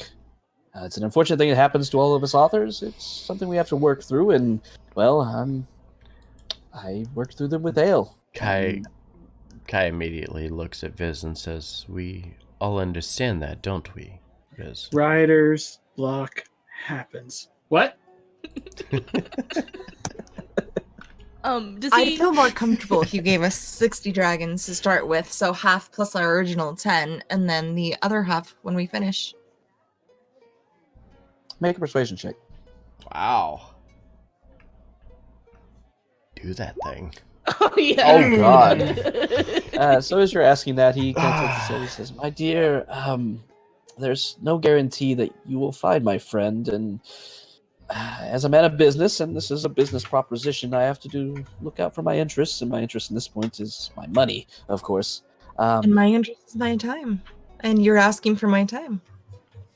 Biz will now mention, be like, also, it kind of seemed like you were lying when you said you'd pay us. I mean that the nicest way, though. I mean, just a little bit, like your eyes got a little crinkly, and you kind of wouldn't make eye contact with me anymore. It's really weird. Like, it probably didn't mean anything, but I mentioned that to Talia, and she's not as good as noticing as me, and so maybe she's a little upfront forward. But I don't know, Mr. Ball. I mean, I don't mean anything. He raises his hand up towards you and says, "Okay, fine." And he kind of leans over on the table, kind of not whispering, but leaning over for you. Listen, I will pay you. I am waiting at this point. I just made a recent investment. It took almost everything I had. I only have a little spending money at this point, at this particular time. That being said, Volo's Guide to Monsters, as my new friend Viz has, will be paying me royalties shortly. At the very least, I will have the money very shortly. I promise I will pay you. I assure you. Guys, he seems trustworthy. I think we should do it. For sure. Like, I'm in. Talia, are you okay with that? I think we should trust him. I mean, have you read this book? It's really good. You're in it. Triton's, he wrote about you guys. Also, he says, if you want to know a secret, ask a hag. They know everything. But then also, this quote here, he says, I wonder what a mind flayer's brain tastes like. I'm reading quotes from Volo out of this book. I'm going to use message and speak to Volo and say that the party is accepting of his task, and we will await the payment before we proceed forward. So as you do so, Volo kind of looks over at you, Kai, and gives you a bit of a wink. Leans back in the chair. He says, "Very well. If you are willing to partake in this, minor quest for me, once again, payment up front." And with that, he turns around, standing up in front of his chair.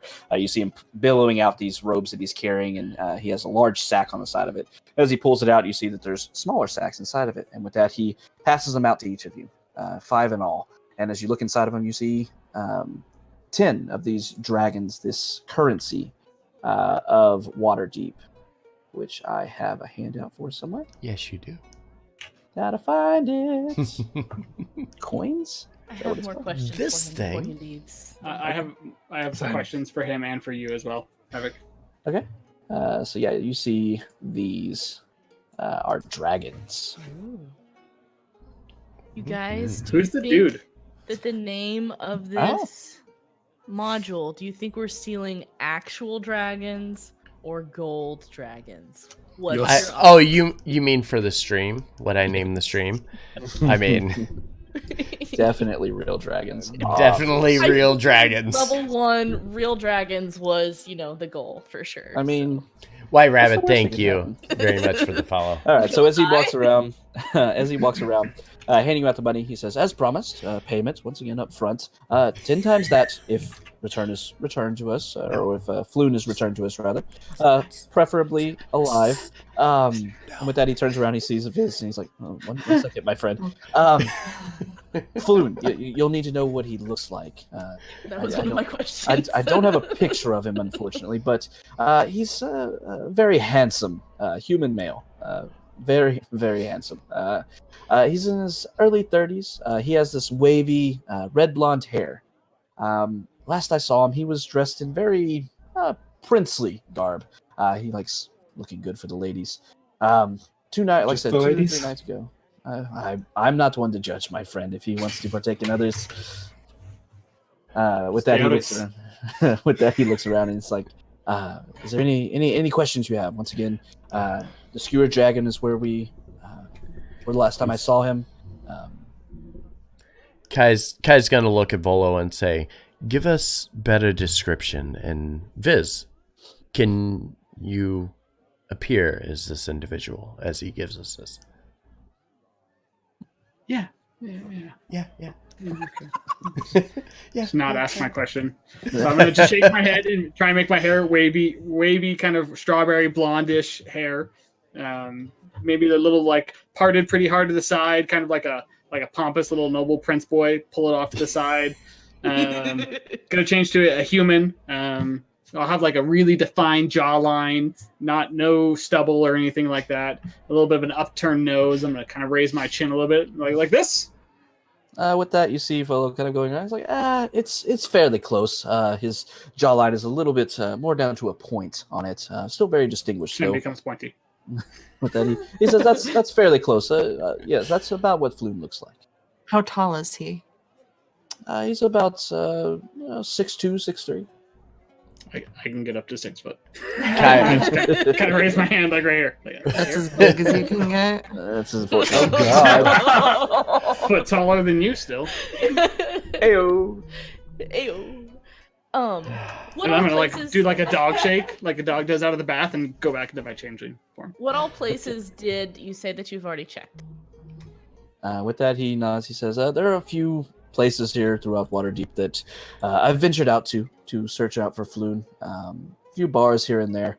I ventured out to the dock ward. I didn't stay too long. I don't know if you've heard, the dock ward's a little bit of a shady place in the city. Not totally dangerous, mind you, unless you're there too long after dark. Then it's a little bit more perilous. But I did check at the Skewer Dragon as well as a few places around there and found no traces, and The no one claimed to see him. Skewered dragon is in the dock ward, Yes, Mhm. it We're is. at- and it's a shady place. It's not the most well-defined establishment, let's put it that way. It's a private place. I'm pretty certain that Risk would fit right in. I put it everywhere, mate. Me too. Mr. Vola, excuse me, sir. Just a Yes, question. yes, my Um, friend. You mentioned when you wrote about Waterdeep that there's actually like the city guards and the magistrates that you could talk to. Why Yes. don't you just? They'll do it for free. Like Well, the city watch, as it were, the guards, they guard the walls and the outward perimeter of Waterdeep. But the watch, they're the ones that are always watching. I'm gonna, As you I'm may gonna have just heard it. follow along in his paper those exact words that he wrote. Like, yeah, you wrote that right here. See? Yeah. Underline, yeah.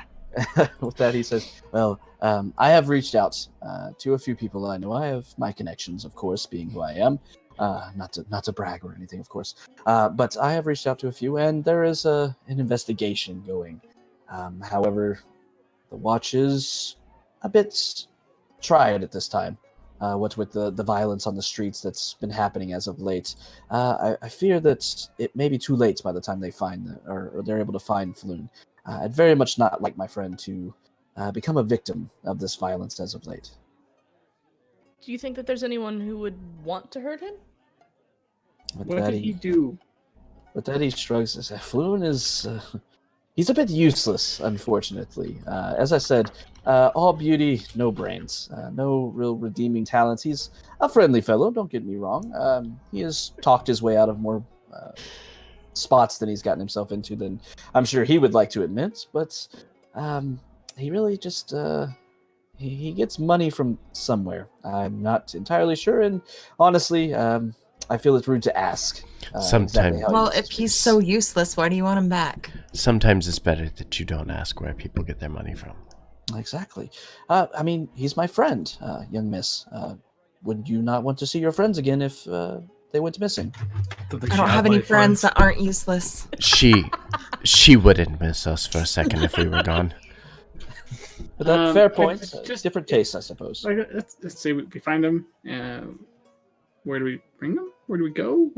How do we? He's gonna wait here for a couple days, or like, if we find Floon, like, where should we go? Like, how should we come back and say we found Floon? With that, Bo looks at you and kind of motions around. He says, "Well, there are rooms here, and I have one on retainer up above here at the Yawning Portal. I will continue asking Which around. room is yours here on retainer? Just curiosity, just to make sure we can come up to your room and knock and see Sleep you. under the bed. That doesn't Make a sound persuasion check. awkward at Guys, all. I'm Viz. charming as all hell. Okay. That one. Just make yourself look like Volo. He Do sounds it. like he's Do into it. himself. Persuasion. Yep. Hey, nice. Dude. With that, Bolo looks at him. And I don't mean it in a creepy way. I just want to read all the things you're writing because you're super rich. Before you with finish also- your book. Also, you're rich because you have your own room and you probably have stuff in there I want to take. So as you ask that, Volo says, "Yes, I have a room. It's 3 doors down on the first balcony, right above us, actually, about where we're above where we're sitting right now. If, of course, after you're done with this job and everything, I'd love to speak to you if you are interested in our works. I am." And he kind of leans over a bit and says, "I am working on a new novel." Really? What's it about? Yes. Volo's Guides to Spirits and Specters. Tell me more. I will, if you can find Floon. Guys, we need to go do this right now. Well, I'm parched and I Got need it. a rest. What time is it? It's Time to early go! evening. It's Spirit 30. You're 30 is what you just said. DM, I do have one question. Uh-huh. Did we notice Kai casting some sort of spell mid conversation? Yeah, he didn't really try to hide it or anything. DM, I have a question. Uh-huh. What does my inscription from Mr. Volo say? It says... Go find Floon. Find Floon, get money. P.S. Thanks. What would Floon say to you? What would Floon say to me? I don't care what Floon would say to me. I wanted Volo to sign my book. Oh yeah, Flo, sorry. Best wishes, Volo. Best wishes, Biz. Thanks. Didn't even hear my name. Great job, Michael. Like, what?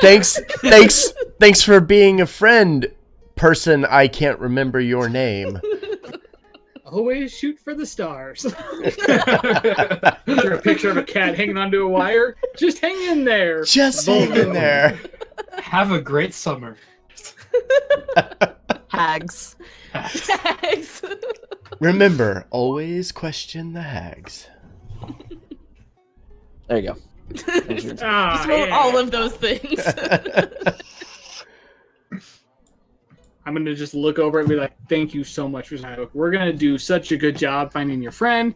But my friend Talia here, she's kind of hurt, so I got to mend to her wounds. And we're all a little drunkish. And there was the troll and the fire and the badass Durin. So maybe we'll start tomorrow. With that, he nods. He says, "Very well. Who am I to push you off on your luck? Once again, I did pay you, though. I would like a little expediency in the job. But once again, I was here for the troll. I understand. Under my breath, I'm just gonna mutter, nobody knew who you were besides Vince." All right. So what's the plan for everybody? Y'all gonna drink a all little just bit got more and go 10 to bed? gold, right? Do we have I'll just- rooms here? You do not. I Yet. have all my spell slots, all my HP. I'm feeling great. Just totally ready, guys. We can go right now. I'm so Honestly, I'm ready. I would. What time did you say it was right now, Havoc? It's early evening. Like darkness is just kind of. Excuse me. Darkness is just starting to creep over the land. I want Viz to kind of look to Risk and be like, "Is Jalister still here in the bar? Yeah. Do you think we should go talk to Jalister? See if he has heard anything about Floon or this individual? Maybe he's seen him around or knows something about him. He seems to have connections with at least City Watch. Maybe they've seen some hoity-toity prince guy. Yeah, maybe he has a lot more info on where he gets his money. That might tell us where he might be. Drugs, probably. That's what I'm thinking. There's your inscription there, Viz. I love it. Everyone has a hobby. So, what do you want to do? Is Jalister still here? As you're looking around, you do see Jalister has returned to speaking with these two gentlemen at the table. He is still, casting wayward glances around the tavern, not necessarily at you, but just kind of looking at everything.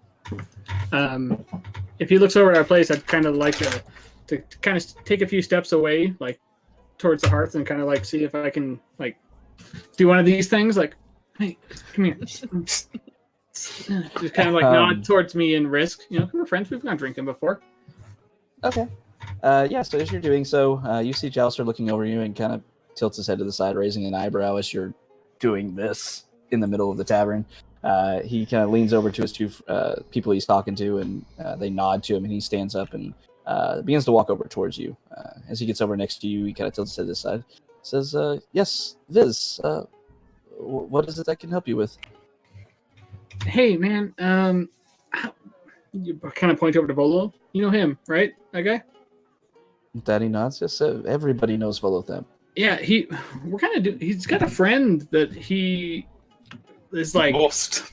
I mean, we'd say lost, but he kind of ruined their friendship and he really wants to make up to him. But the guy's just giving him the cold shoulder. Just doesn't want to talk to him anymore. And he's Volo and he really wants to make it up. He feels terrible, but he can't find his friend and he's just like avoiding him at all costs. Do you know someone named Floon, whose name I can't remember? Last name? What was it? Some of the B? Did I not give you all that name? Sorry. No, you You- didn't. Yeah, you did. It was like Fun Gladmare or something like that. You I wrote- said it. You just didn't put it in. Floon You just said it in Blagmar. chat. Yeah, I try to I give you wrote- all names. I wrote Blaghar. Blaghar? Close enough. Blagmar. Floon Like Blagmar. Mar. I was like, Oh you know yeah, what I I was mean? way off. So You know as you what I said mean? that, Floon Uh, Blagmar? Jalister thinks for a moment. He says, "It doesn't ring a bell, unfortunately. Has Volo informed the watch?" I think he said he mentioned to him, but he's Volo, right? He doesn't want to go around letting people know you've ruined a friendship. That'd be rude and inconsiderate. So, Viz, do the thing. Look like him. oh yeah,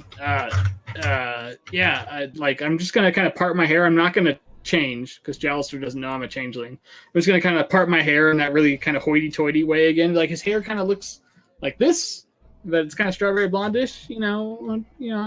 Does that ring any bells? Very handsome. As he's We looking got a at really you, pointy chin, very Pointy chin. as he's looking at you, he says, "The look is a bit off. You bear a striking resemblance, actually, of Raynar Neverember. Actually, it's quite odd. You said his name was Floon." Oh, can you Yes. spell that for us? Pulls out his book. Raynar. I did it right. Yeah, Hey, Raynar I was Neverember. Not at all. We- close. We may have just said that. Especially known for his pointy chin and red hair, right? With that, he shakes his head. No. Raynar is Dagalt Neverember's son. Everybody knows this. He's a noble here in Waterdeep. Yeah, of course. Yeah, I know him. But I mean, have you seen him recently? Raynar or Floon?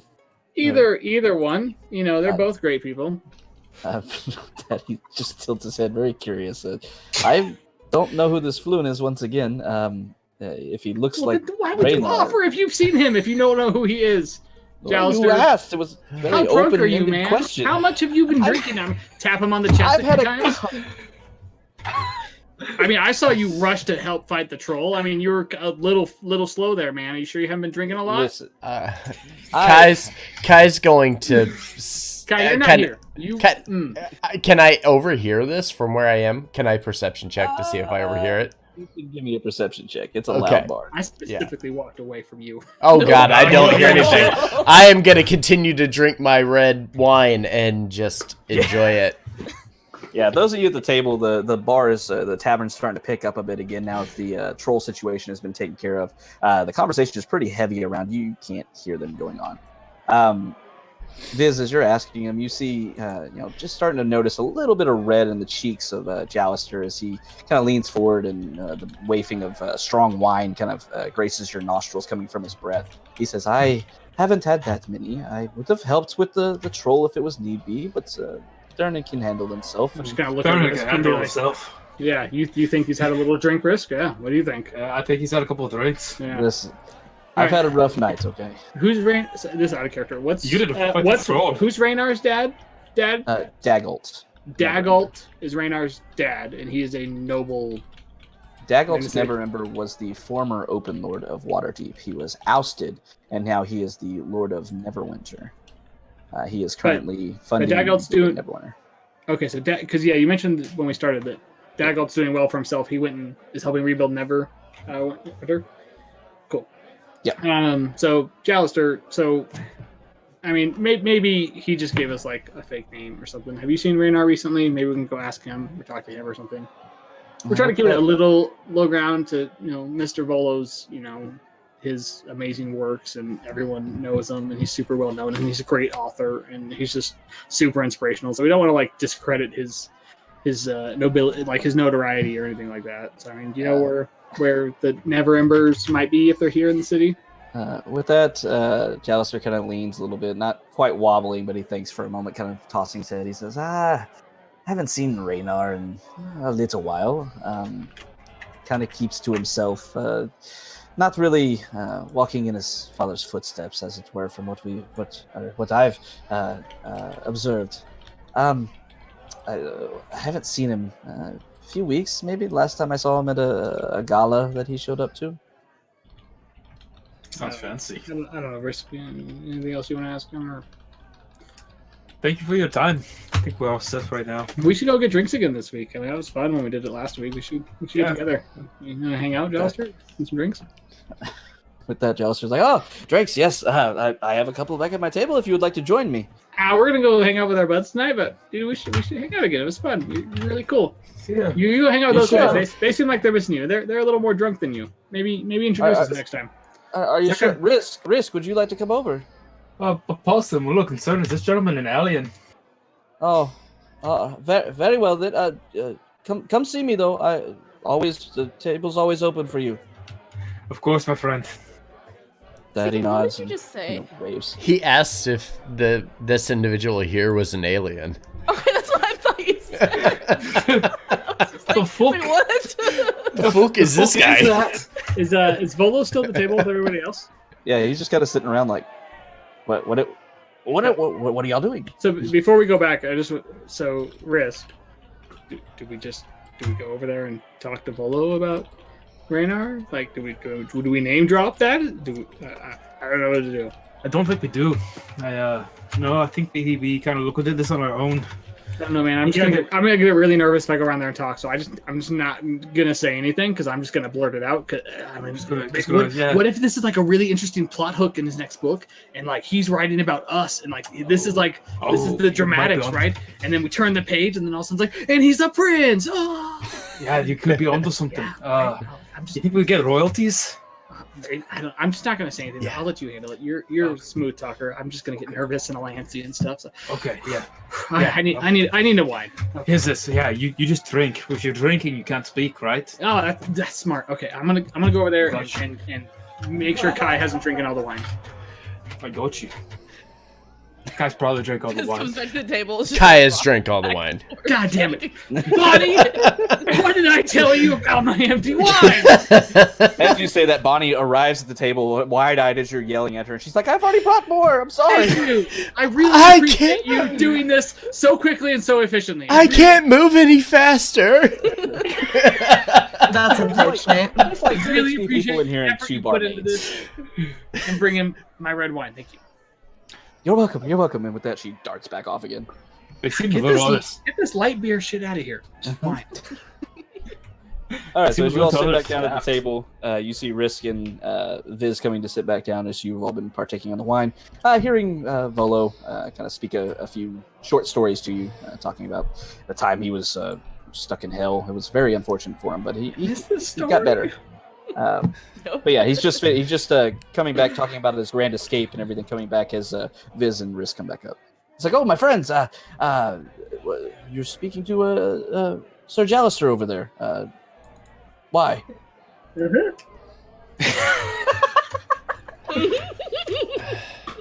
Just like chugging. He was just a friend of ours. We were seeing how he was feeling after the fight with the troll. And just see if he was shaking at all. He seems to be all right. Well, Jalister's a well-equipped man, from my experience. I've spoken to is him he on now? a couple of questions. Not even going to dignify that with a response. Phrasing. No, we already dived off the deep end with that one.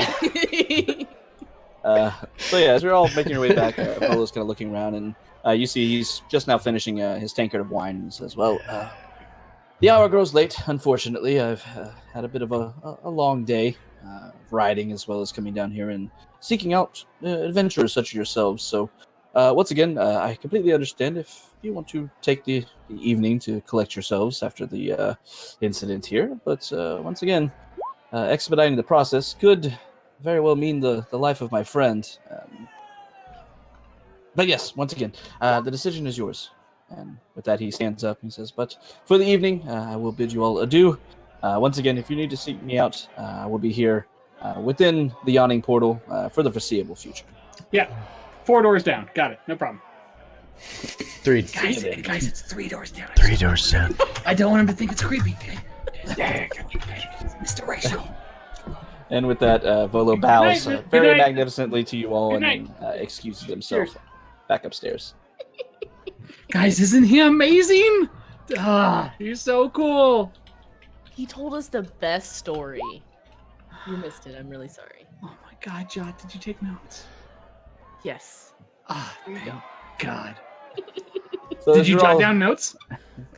I mean, he didn't actually tell us a story, so I don't have. I know, but actual Jot, notes, did you but- jot down notes? Yes, I totally Jot. jotted down notes. Jot Got it. jotted down the notes.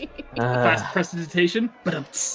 All right. So as you're all sitting around contemplating on what your action is going to be, if you're going to rest or, once again, as he seemed to kind of hint a little bit more to wanting you to expedite the process and maybe go start your search tonight if possible, but he seemed to understand if you didn't.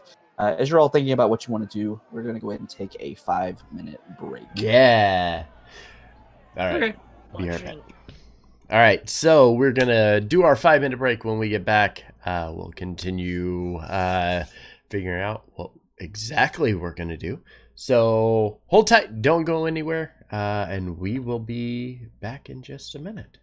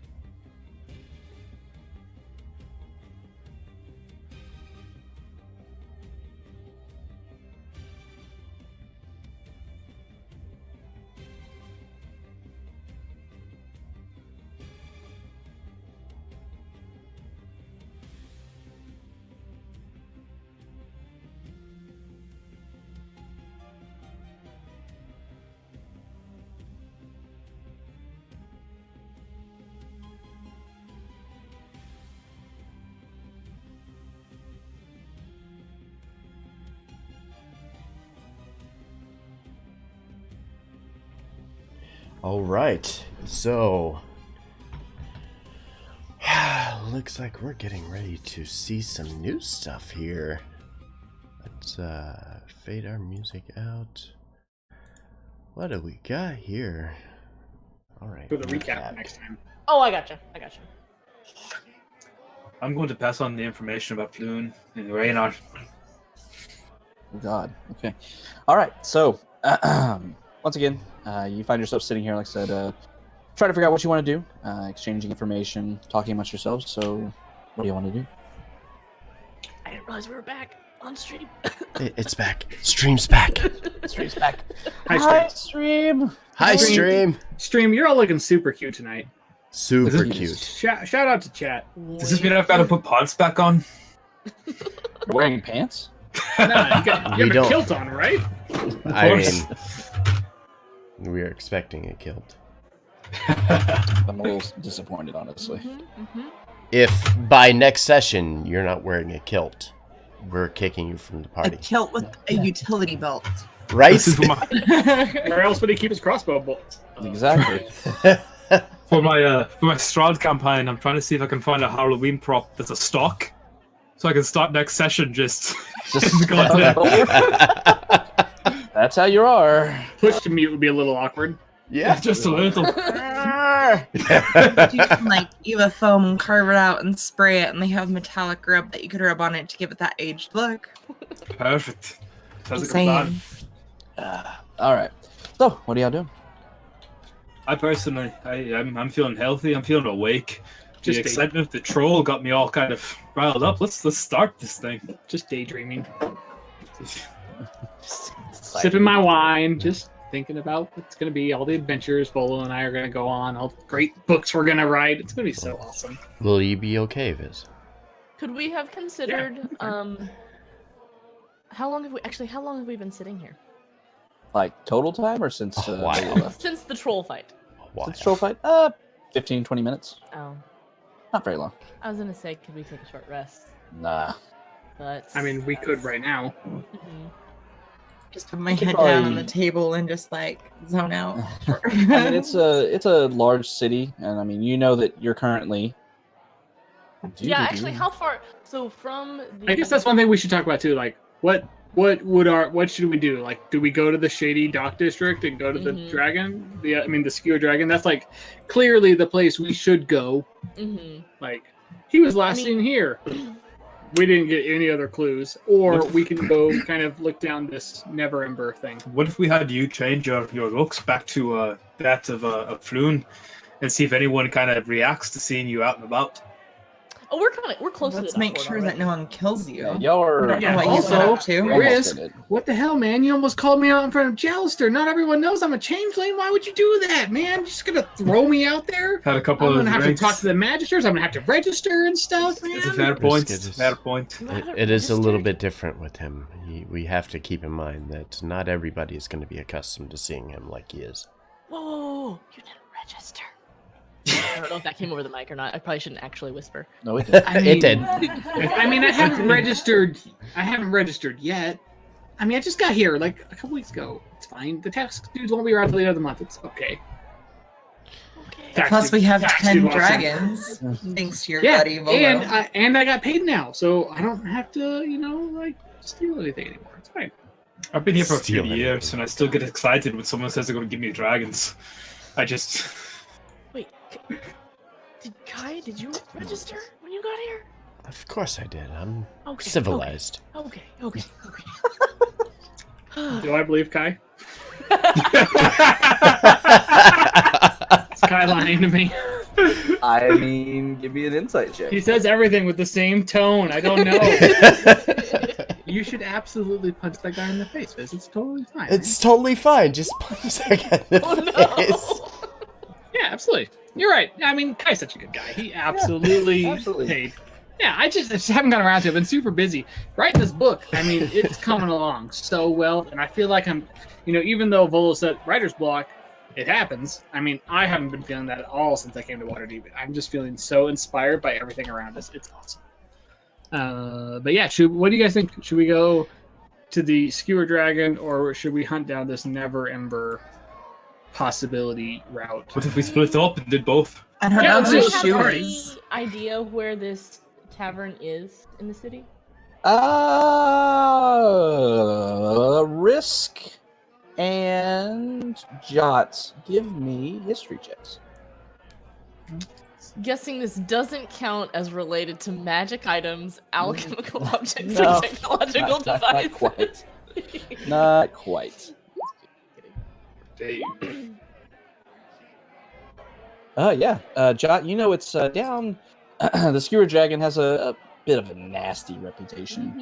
Just it's a little bit of a rough and tumble place. Not people don't just get killed there or anything, but it's a place that bar fights happen, stuff like that, and it's in the dock ward.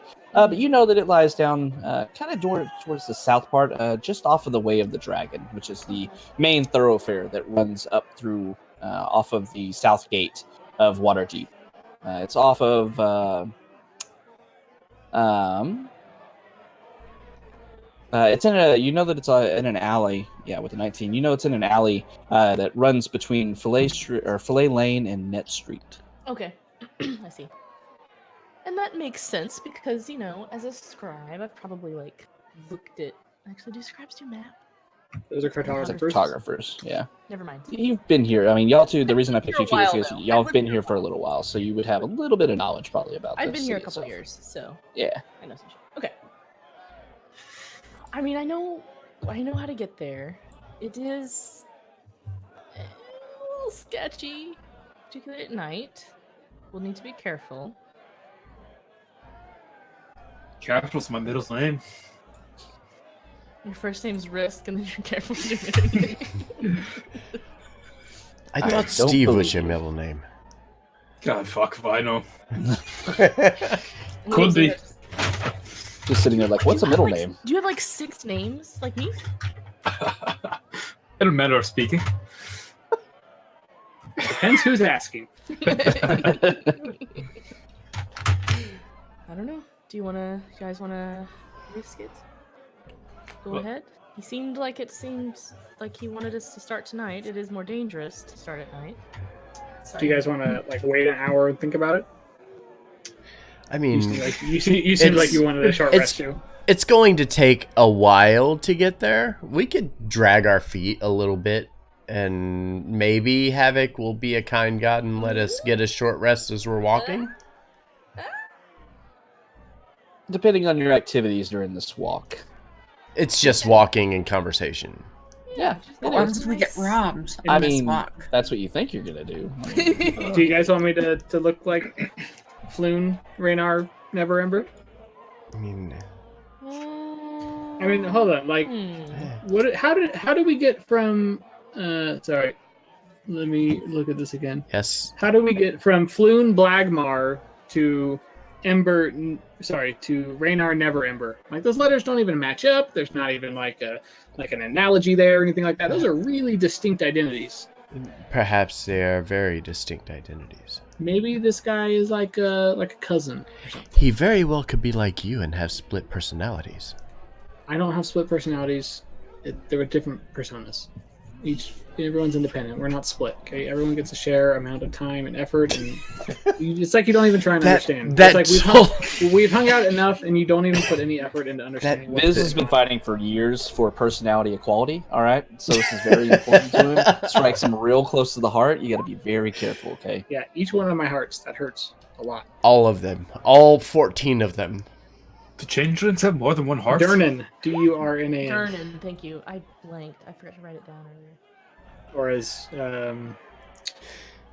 as the Bonnie called him once, Gurnan. I think she accidentally said. No idea what she's talking about. She knows his name perfectly, knows his journey. Silly Never Bonnie. slip up. So do you guys want me to change I don't the think way I look? Bonnie's brain is very big. She can't even get a certain order. Yes. I think it might be interesting. Yeah, I think Yeah. you should. I See if anyone and- reacts to you. And if he does so, Kai's going to opt to kind of trail behind the party and just watch the reactions as they walk by everybody. Because he wants to see who turns and looks and pays closer attention. Okay. Talia, what do you think? I guess I'll just go with whatever you guys want to do. Let's do it. All right. Well, What's our the drinks worst were that can happen? we're free tonight. She had to So fucking I say guess- it. So I She guess had we to don't need fucking to. say it. We don't need to Of course. settle or anything.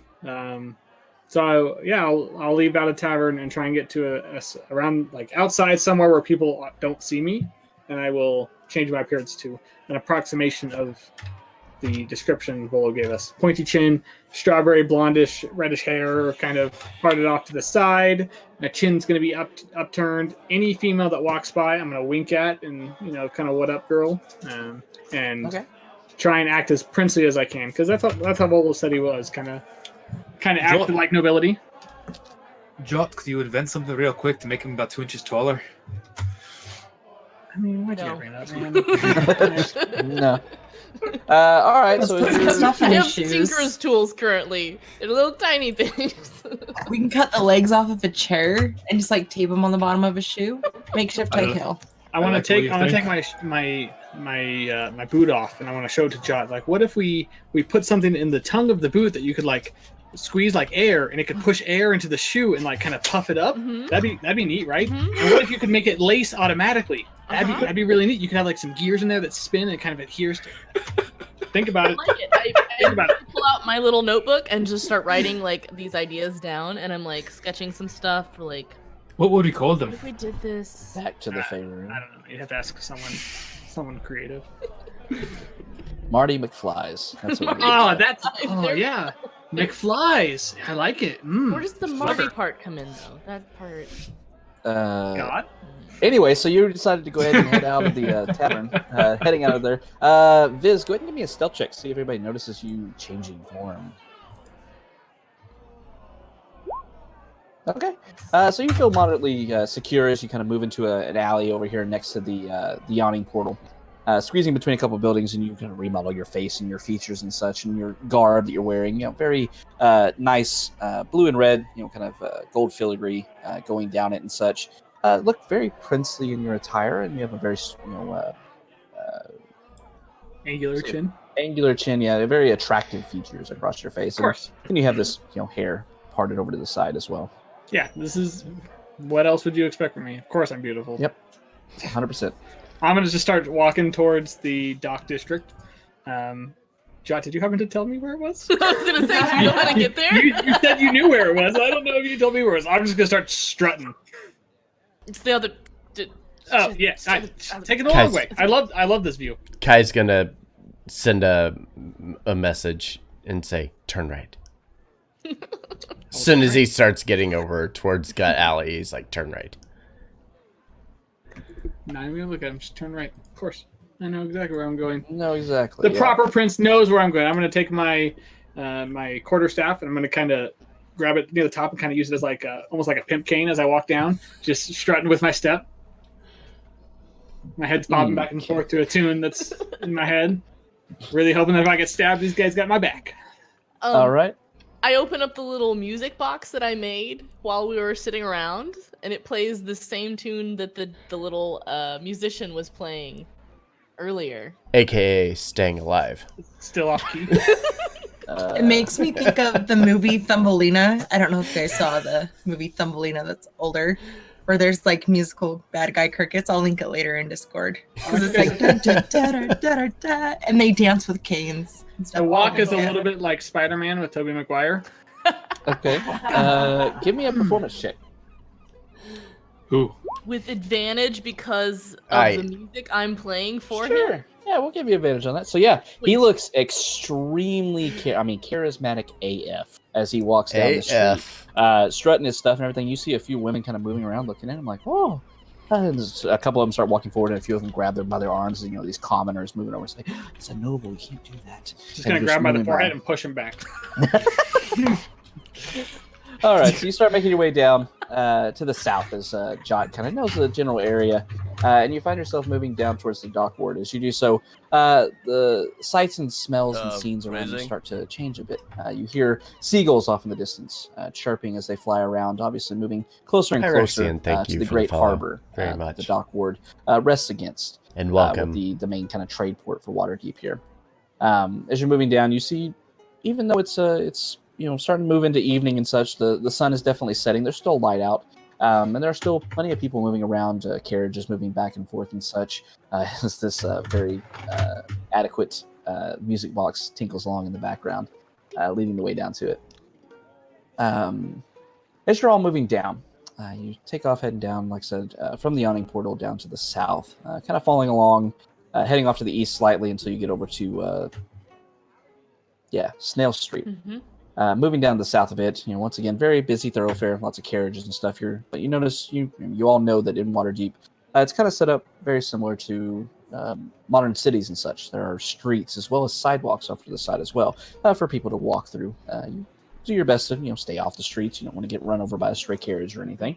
Can we avoid Dagger's Alley just by name alone? Just I was name gonna say, is I am terrible. definitely planning to guide them the most efficient route possible, but staying on main roads. I don't plan on cutting through alleys and stuff. Staying on the big safe streets that I know are relatively safe. Okay. It's like we have to go down Snail Street, past Shrimp Alley, past Presbo Lane, and then we're going to hook a left onto Fillet Lane, right? If I remember correctly. Sure. Yeah. Around thereabouts. Yeah. So as you're You moving have down, to get to Way of the Dragon to get to the thing. 'cause it's Yeah, Spiderweb Alley and Dagger's Alley. 3 Dagger's Alley. I'm sorry. It sounds concerning. sounds stabby. sounds stabby. So as you're Awful making your way stabby. down, you travel for a little bit, about 30 minutes or so, not making fast progress. There's still a lot of people out. You have to kind of move with the pace of the crowd, which we all know crowds don't move very fast, unfortunately. But as you start making your way down, you start to see a bit of a disturbance. It seems like people are waving around as you're making your way down towards Black Star Lane is off to your right. You're a little getting close to halfway down to your destination, but it seems like the crowd's kind of moving around this alley. And as you move up closer, you start to see why. As you turn the corner, you find yourselves on a street that had been cordoned off by the city watch. Lying on the cobblestones are a half dozen corpses, seemingly the victims of some terrible skirmish. Watch officers have disarmed and arrested 3 blood-drenched humans and are in the midst of questioning witnesses around them. One of the officers see you kind of peeking your head in and quickly looks over towards you and says, Get on. Nothing to see here." Can we see anything about Does he look shocked? Did one of the bodies look like me? Give me perception checks.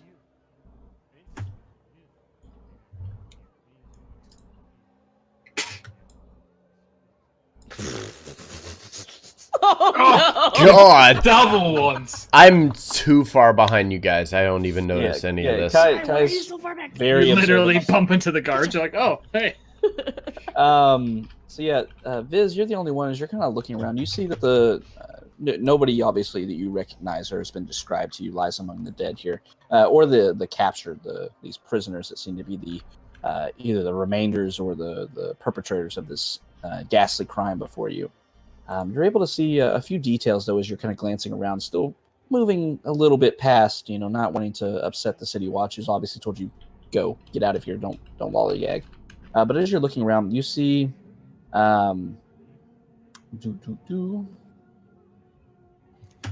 you see 3 and 3. It seems like there were 2 groups here that lay among the corpses. Roll hard 20. You Thank see you 3 for the follow. people Very that much are appreciate dressed it. somewhat familiarly. As you look at them, they're wearing kind of all black across them, covering their torsos and their legs and such. It seems to be a garb that you somewhat recognize from the people that you saw fighting Yagra in the Yawning Portal.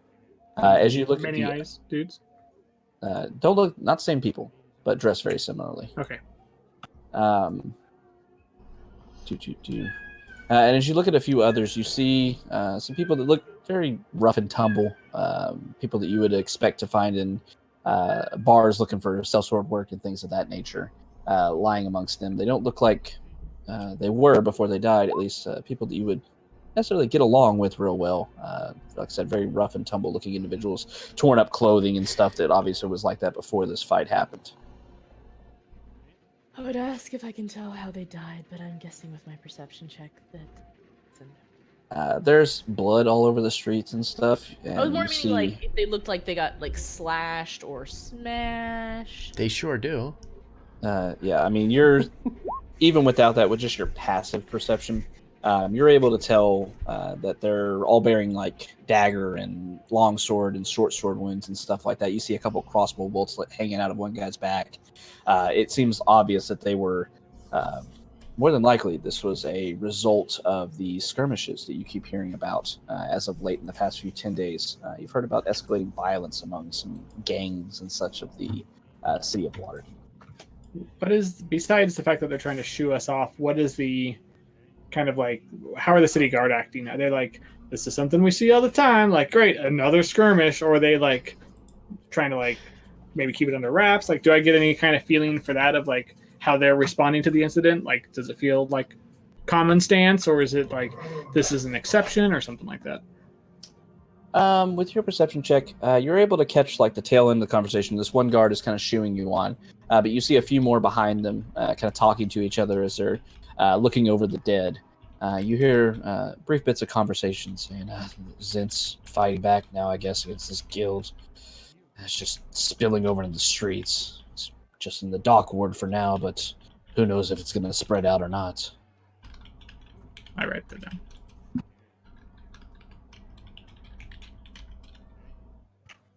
Shall we keep moving?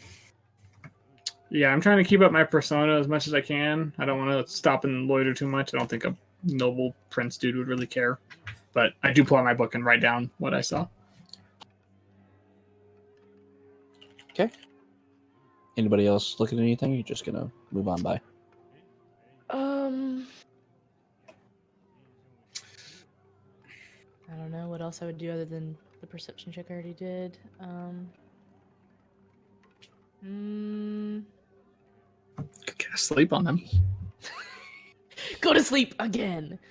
Anyone in the crowd around seem odd or suspicious, like they're, I don't know, watching super intently or anything like that? Nobody that you can really tell. It seems like everybody's kind of being shooed away. You see a few people that are being questioned over against a wall, or the building wall on the side of this alley, or this lane rather. But nobody really standing and watching intently or anything like that. The people being questioned, what do they look like? They look like normal people here and there. It looks like a guy's wearing an apron, like he works in some kind of food making shop or something. You assume that these are probably just people that happened to be here at the time. Yeah, they were witnesses. Okay. Is Jot or Risk walking near me, or am I kind of walking by myself? They're back behind you a few feet, I think. I was going to be walking nearby, kind of acting like a guard. Risk, is there any shops or anything you know off that lane? Anything you're familiar with, like in the area that may have spilled out like that? Is there a tavern or something? I'm not certain. Is there? Give me a history check. Shot's just been frantically trying to keep up with everyone else. A little late. Just I don't strut very quickly. Very slow and deliberate. I don't think there's anything in the area. To be honest. You've never been down to this area, actually. For whatever reason, in your trips to the dockward, just never happened to come down to like Black Star Lane, Dagger's Alley, any of this like surrounding neighborhood. Haven't been here. I don't think I've ever been down here sober before. I mean, I don't blame you, man. I mean, maybe we'll come back down here sometime and check it out. That's maybe by daylight I'd recognize it a little more. Probably not. Yeah, probably not. Would I know anything about the area? Or no? I don't know that I spent much time in this area, so it's okay. Yeah, like I said, nobody. Risk would be the closest thing you had to somebody that would hang out in the dockward. Like I said, a few things around here. A lot of this is residential area, things of that nature. Not a whole lot of shops or anything that you can really think of that come to mind. Okay. Keep on trucking in, I reckon. All right. Does Kai also come with us, or did he slink off somewhere? No, Kai's still with you. He's hanging out in the back, but he didn't really notice what was going on until you guys were like, "Oh, hey, what's that?" And then he's like, "What? What are you talking about?" What was what? The six What dead was bodies. what? What? The There's what? dead bodies? What? The dead what? bodies. His henchmen.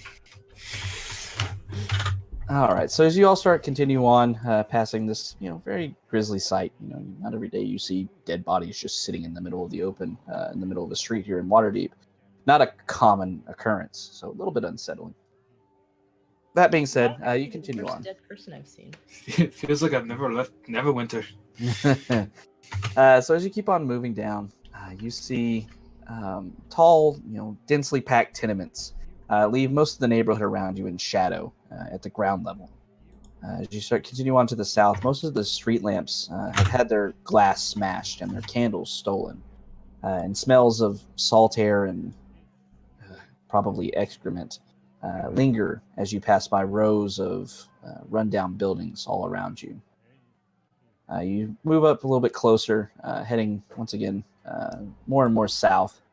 You find that the traffic's getting a little bit crowded on Snail Street as you get further and further south, as it kind of starts moving down in risk you would know. The closer you get to this, the ending of it where it crosses in with Prespo Lane, becomes very crowded and convoluted to where it's, especially during the daytime, it's almost impassable unless you want to wait 30, 45 hour, if not longer, to get from, a couple blocks away down to the end of it.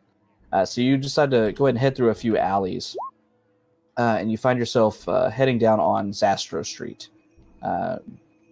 Zastro Street. As you're heading south there, it runs right into Fillet Lane where you can go down to. As you're moving down, you see on a corner, as you get to the end of Zastro Street, heading up right to the Fillet Lane, here at the corner here to your left, you see see various shops and things like that, but one shop seems to stand out a bit to you from the others. It has a deep purple facade, and its windows, as you're looking inside, you see what appears to be hanging a stuffed beholder above one of them. Above the door hangs a sign with which has elaborate letters that spell out Old Zoblob Shop. Would you build it for us? Mm-hmm. I like to test and see if I get these right. Nope. I started with a Z. I started with a Z. That was Nice. actually the only mistake I made. I started with a Z. Is this the same Havoc? I don't know. It sounds the same. I don't know what you're talking about, Forge, from the other campaign here. From the other campaign, it's nothing like this campaign. I don't know what you're talking about. Kai knows nothing, but looking at Risk and Jot, be like, "What's up with this place? Is the shop worth my time?" I don't History know, check. anything about it? I've never come to this shop. I can't say I've noticed this one before. I don't know how I'd missed the beholder in the window. Do I know what a beholder is? Do I know what a beholder is? You all know what a beholder is. Gotcha. That's common Hey. knowledge. Anyone else curious about this thing? I am. I'm a little curious. We call those octopuses in my world. They're kind of like that, but a little different. All right. I'm gonna kind of shrug my shoulders back, kind of throw them back a little bit. And does the door pull outwards or does it open inwards? It pulls out towards you. Okay, so I'm gonna fling open Push. the door and strut in and just like I own the place. All right. So as you open this door, flinging it open, a cloud of this lavender scented purple smoke fills into your nostrils and covers your eyes. You're taken aback for a second. Oh God, the purple hurts. Purple. As you're looking around, as you I now wipe flail it away around from your blindly. face. You start to peer inside, looking around you as your eyes clear. You see every wall is painted purple, and every dusty knickknack on the shelves is dyed a deep violet. You look over towards the back of this room. You see the hairless old gnome sitting cross-legged on the counter, wears plum-colored robes. His cheeks are decorated with 9 purple face-painted eyes. The gnome lowers a pipe and exhales. yeah, like that, just like that. Literally. Exhales a cloud of lavender smoke before raising a hand. Hail and well met! Come browse the shelves of the most curious curiosity shop in the world. Don't know why, but I wasn't call you Snoop. Good day and well met. I see your shop here is a deep shade of purple. Is that It is. It's my favorite color. How so? Why? Why so? Why for art thou purple? Purple is agreeable to me, I suppose. what kind of? This is a shop, right? Are there wares for sale on shelves? Is there things around in the room for me to see to purchase? With that, I'm you can desperately trying to find why I stormed into this. 1 second. Havoc, did you see my note? There's literally nothing in here. Okay, that's fine. Purple Yeah. rain, purple rain. It's gonna take me 10 minutes, so Okay, yeah, so they're in there talking. we'll see if I finish this before we're done in here. But we're gonna try. Kai's gonna like lift his robe a little bit and like make it Yeah, actually, glow. maybe I like press her and Ooh, nobody sees what's happening behind the cloak. Terrible. Just be like, just stand there, man. I'm tiny.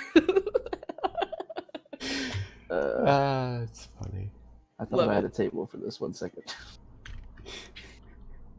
I'm casting. You're like throwing salts around and doing somatic gestures. You're like, oh god. Ah.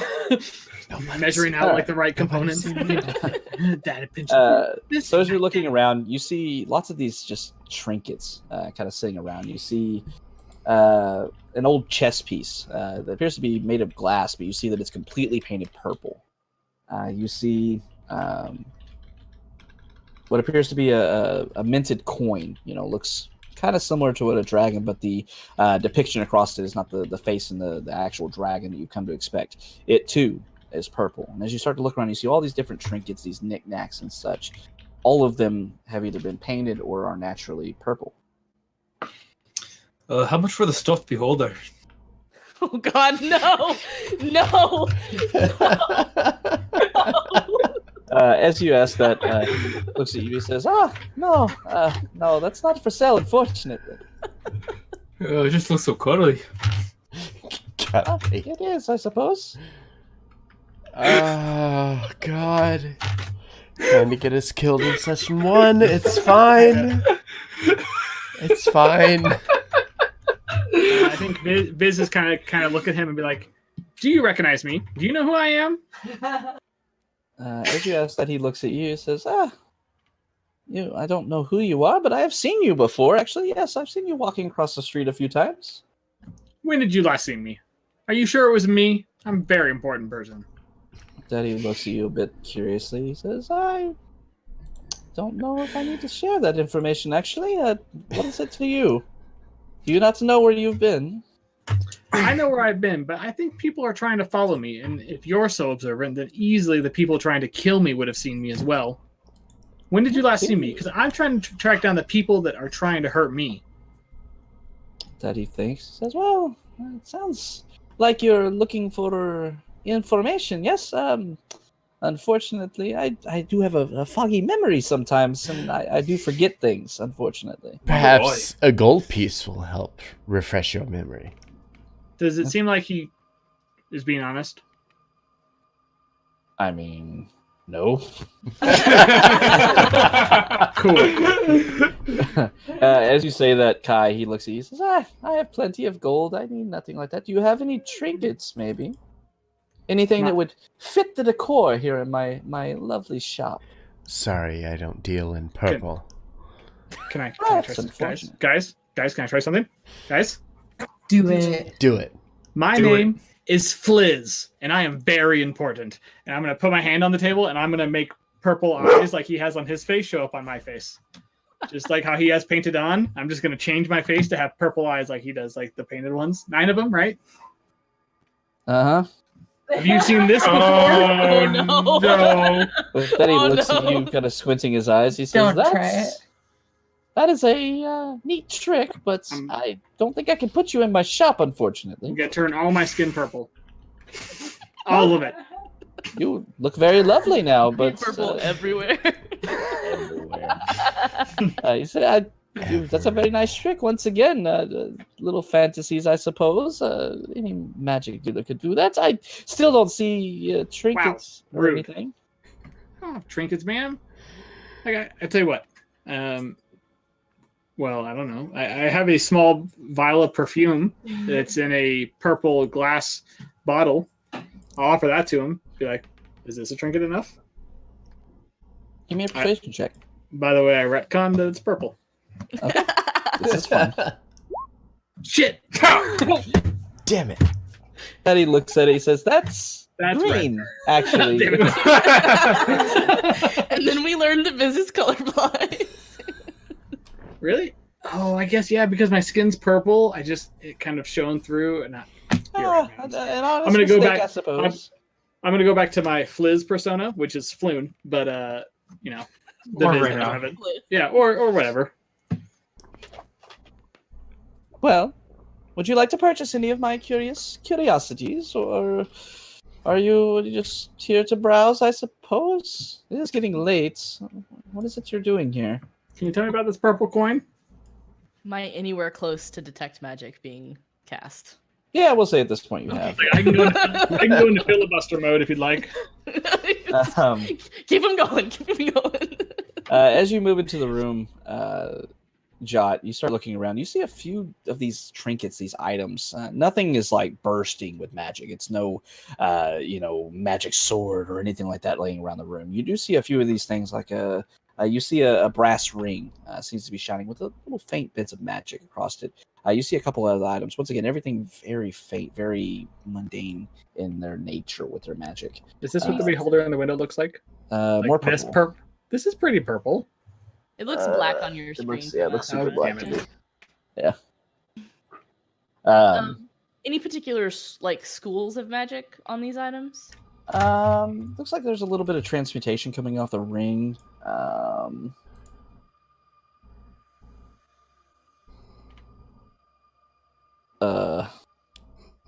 You see what appears to be a gemstone that has some illusion magic cast on it. It looks like it's red with this purple ingrained kind of veining through it and such. Not like I said, nothing exploding Nothing with crazy, magic or sure. anything. Yeah, just a few different types of magic coming off these items. I'm curious about the ring then. So, what is this? What's this ring? As you say that, this gnome hops off and he says, you have a good eye for detail here for certain items. Yes. Fellow gnomes were very good, with magic and stuff. Right. And as you're looking at this, you see this gnome's a little bit different than you. You see he has very dark skin. One that you definitely recognize as the deep gnome race. Snurfnerblin? Snurfnerblin. As you look at that, he walks over and a couple shelves up, only like 4 feet off the ground for him. He reaches up and picks it up. He says, this ring, yes, even though it's been changed a bit from its original coloration and such, it never tarnishes. It's always as pristine as you see it here. That's super cool. Would you like to buy it? How much is it?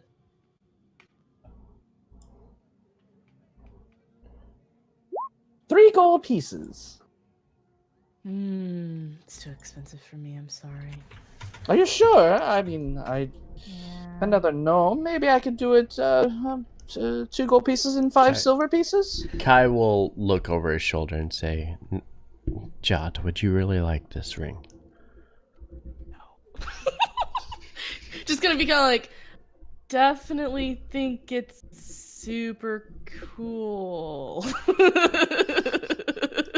And just very slightly shake my head. He didn't even know who I was. I don't think he deserves our business at all. If he recognized me and could speak to who I was, then maybe he deserved our business. But he's clearly not a good proprietor of this establishment. Make another persuasion check. Who? I'm assuming you said that out loud. Oh. I mean, I said it to my party, not to him. You weren't being stealthy about it. He heard you. Oh, that's fine. Kind of a jerk. Persuade him. Jerk. I'm going to persuade him with my back to him. With your bum. Persuade him with your bum. Yeah! It worked, I apparently. got one persuasive ass. A 1 and a nat 20. As you say that, you see this, I'm very manic. You see this gnome kind of buffing up. He's like, I know what I'm talking about, my friend. Yes, I've seen you before. You were very well dressed, and there was another man with you. Yeah, he looked somewhat similar to you. I could have swore you were twins just looking from afar, but as I got closer, I was able to tell that, yes, I've seen you a few times going back and forth here, populating the taverns and such. Of course I've seen you. I'm a man of my word. I would not lie. I mean, Are you sure you wouldn't like? Because a moment ago, you felt like withholding that information from me. You clearly knew who I was. You know how important I am, and you dare to withhold information? My life is in danger. People are threatening me, and you're just going to pretend like you don't know me? Fliz, I am great, and I am popular, and you know it. Kai steps Talia's forward. slightly No. attracted to this persona of him just being like that. She's just very interested in him now. Kai immediately like starts like grabbing onto him, like trying to hold him back. Like, no, you don't want to let this guy loose. No, you don't want you this to little happen. As you do that, You don't want this. Back. He's I will like, kick this. my friends. I meant no disrespect. I was only doing business. Information has a cost too, you know. It's someone of your stature would, of course, know that, right? I don't know anything about the ring you want, Jot. So if you're, I'm gonna look at you and be like, "Are you gonna buy this ring? Should we buy this ring? Should we buy something?" Excuse me. What was your name again? What's your name? Thank you for being so honest and finally expressing it. You know, as you can understand, I'm really worried about my life. Okay, you know me. I'm Fliz. I'm very important. You see me about with my duplicate, right? Who's there to help in case the mob finds me and I need to escape. Then he's basically my scapegoat. I pay him a large sum of money to be able to take the fall for me and to distract the would-be assassins. So I really appreciate you being honest. But I didn't get your name, sir. First of all, deception check. Shit. If I fail this, we're gonna stab him and run. Well, Havoc, did you say how long? Like, did he say when he saw these two identical people? So as he's asking or talking about that, he says, "Listen. Once again, I meant no disrespect. I just was a bit curious. I saw you a couple nights ago with your friend. You were." Well, pardon the phrasing and everything for someone as sophisticated as you, of course, but you were jumped by several men as you were walking down the street together. I assumed you were more than likely in the dock. You believe that? Good, we got you. That was just a test. That was a test to see how well we could handle those kind of drops of the assassins. Which one did you see exactly? We run multiple of those. Kai's gonna walk up and place his hand on Viz's shoulder and secretly cast guidance. Make a stealth check. Oh no. With that, he looks at Viz and he says, "Well, Oh God! Oh no. There was 5 of them that jumped you and your friend. I saw both of you being escorted. What is your friend doing to your shoulder? Why is he hand glowing? What are you doing here?"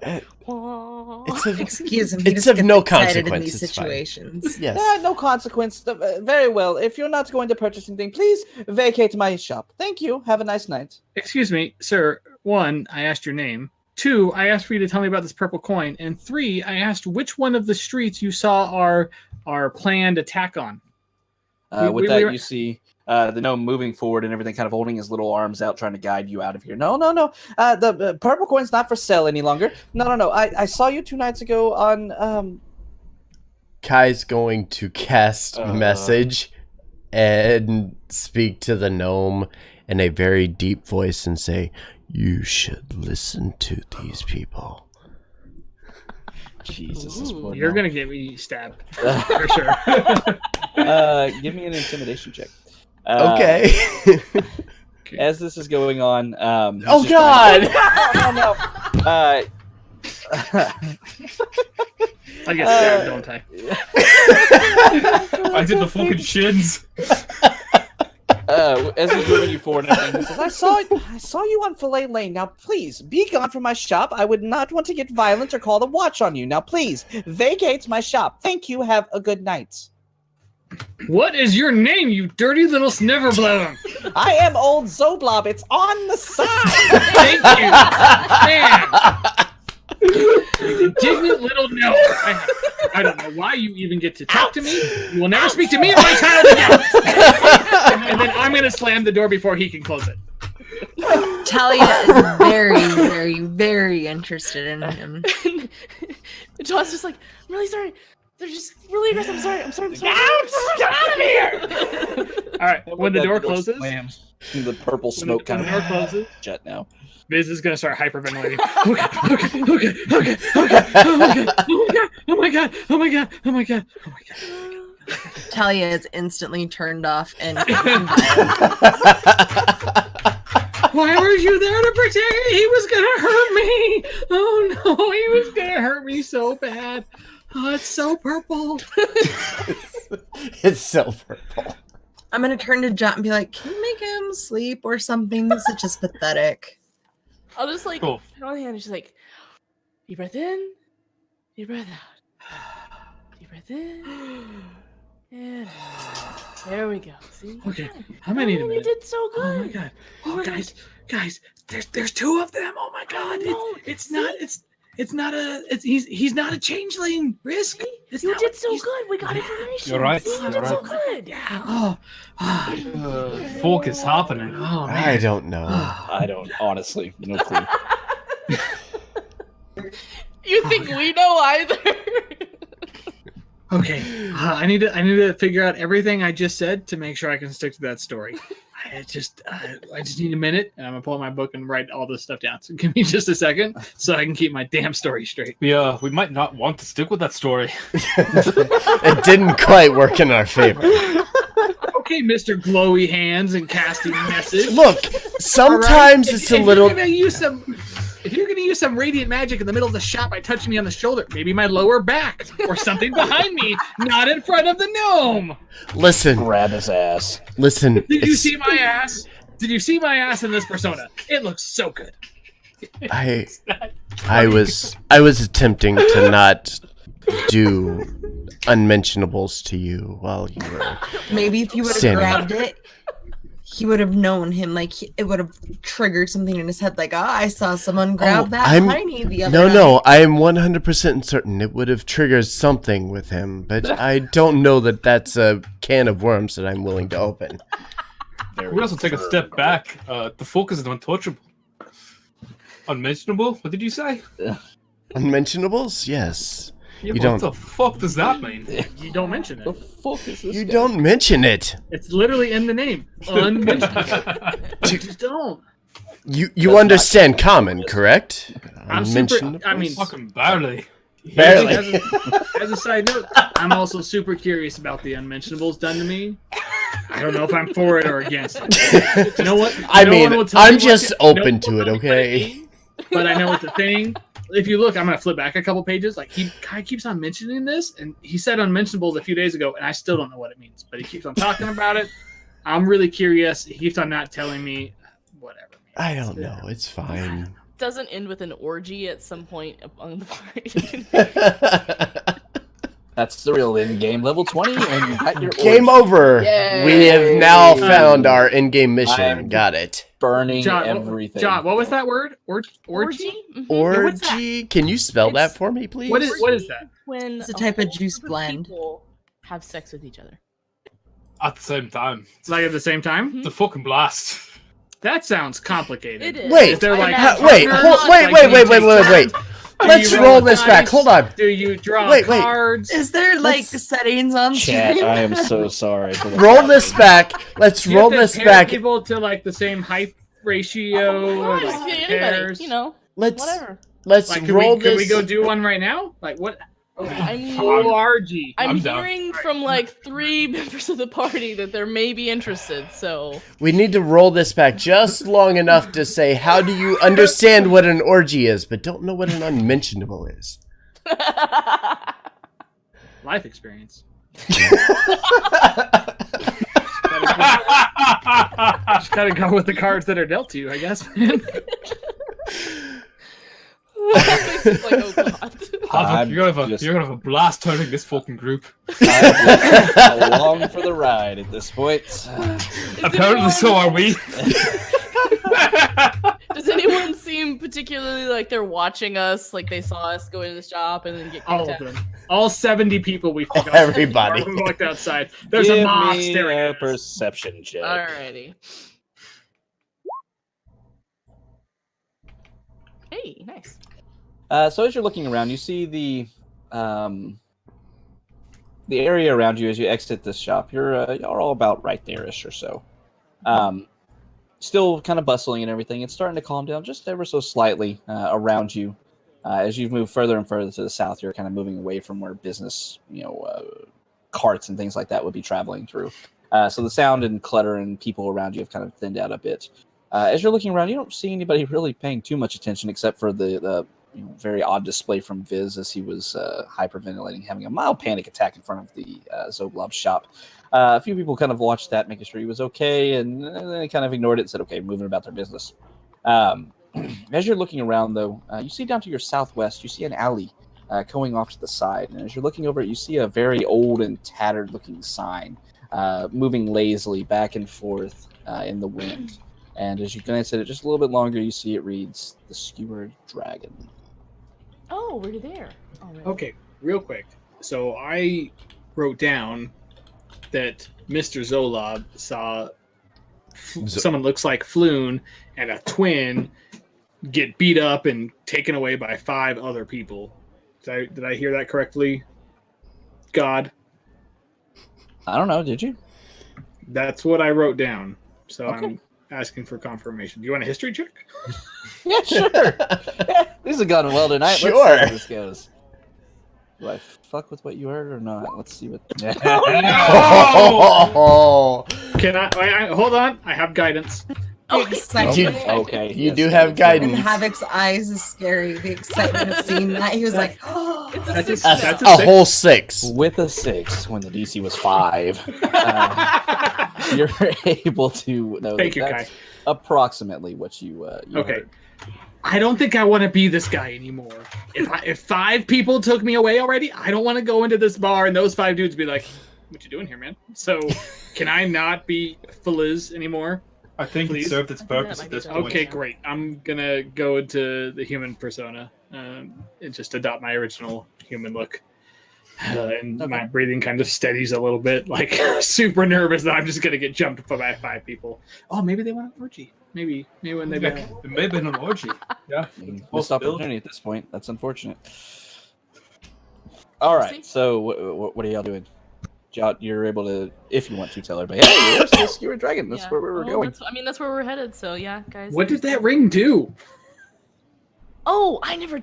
Okay, no, it was lame. No, he told All right. us, didn't he? He told No, us. you- He said what you- what it does. I thought you just detected magic. I on it. did, but then he said what it did. Yeah, that's why I was so confused when you guys kept being like, "Do you Oh. want it?" I'm like, "God, no! It just never tarnishes." I didn't realize that the shopkeeper spoke about it. There I is thought it some was just you would 80-year-old detect magic. man with a 80-year-old ring that he got from his father's father that would love to have a non-tarnishing ring because that thing looks like shit now. Oh yeah, no, I'm sure. Jot just has. Yeah, like- if you want to look great 100 years when they unbury your body and you want to just look great, you need untarnishing rings. Yeah, when I detected magic on it, it had a little bit of transmutation, and then the gem had a tiny bit of illusion magic coming off What of about it. what about the glass chest piece?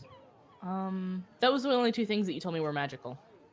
So, and so I asked him about the ring, and it never tarnishes. So that was all it was. I didn't ask about the gem. You're just a girl, and I thought you really liked jewelry, so that's what I really thought you were I mean, into if it. it I'm had sorry. been something else, I would. And he was a gnome, and you're a gnome, and I just assumed you fair. wanted It's fair. everything he had. Do you want to be purple? Can I prestidigitate myself purple? I can minor illusion you purple. I feel like prestidigitation isn't quite that strong. I mean, I can- harmless sensory effect to see me as purple. I can minor illusion you purple. Maybe. Do it. Minor illusion me purple. Do you want to be purple? For the next 30 seconds, yes. And so she is. Okay. And I'll prestidigitate these little sparkly bits coming off of me too. I'll do that. Sparkly bits. Sparkly bits, sure, I don't know. Can I use thaumaturgy to make it so every time Jot takes a step, another note of Purple Rain plays? Yes. Oh, you wanted your stream meter tonight, apparently.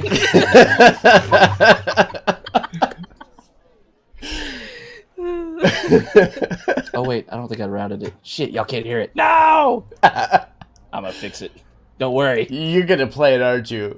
Fuck yeah, I'm gonna play it. For the next 30 seconds, absolutely. Oh no, I can't hear anything. I want Viz to kind of fall back, right? Because now he's not strutting the front, and now Jot is strutting Yes. the purple gnome to purple rain. And we're all I can't hear. walking At least to we the front. sing of by his Alvin feet. and the Chipmunks. Oh God, no! Please stop that version. Twinkle and Happy. Uh, I can't tell if I can kind of hear it or not. The fuck is happening? Because why not? Where the fuck is that music coming from? What the fuck? Guys, I think someone spiked our I might dreams. break everything, I'm sorry. It's fine. Just gonna touch Risk on the shoulder and say Hello? life experiences, man. Hello? Hello? We good? Oh, yes. Hello? It's all the same, What? except for Havoc's frozen. We're just not moving. No, I'm No, sorry. he's not moving. All right, 1 second. Oh, no, no, no. Oh, okay. We told you. Okay, we specifically told you. Hey, I can hear it Killed now. me. Haha! Yeah.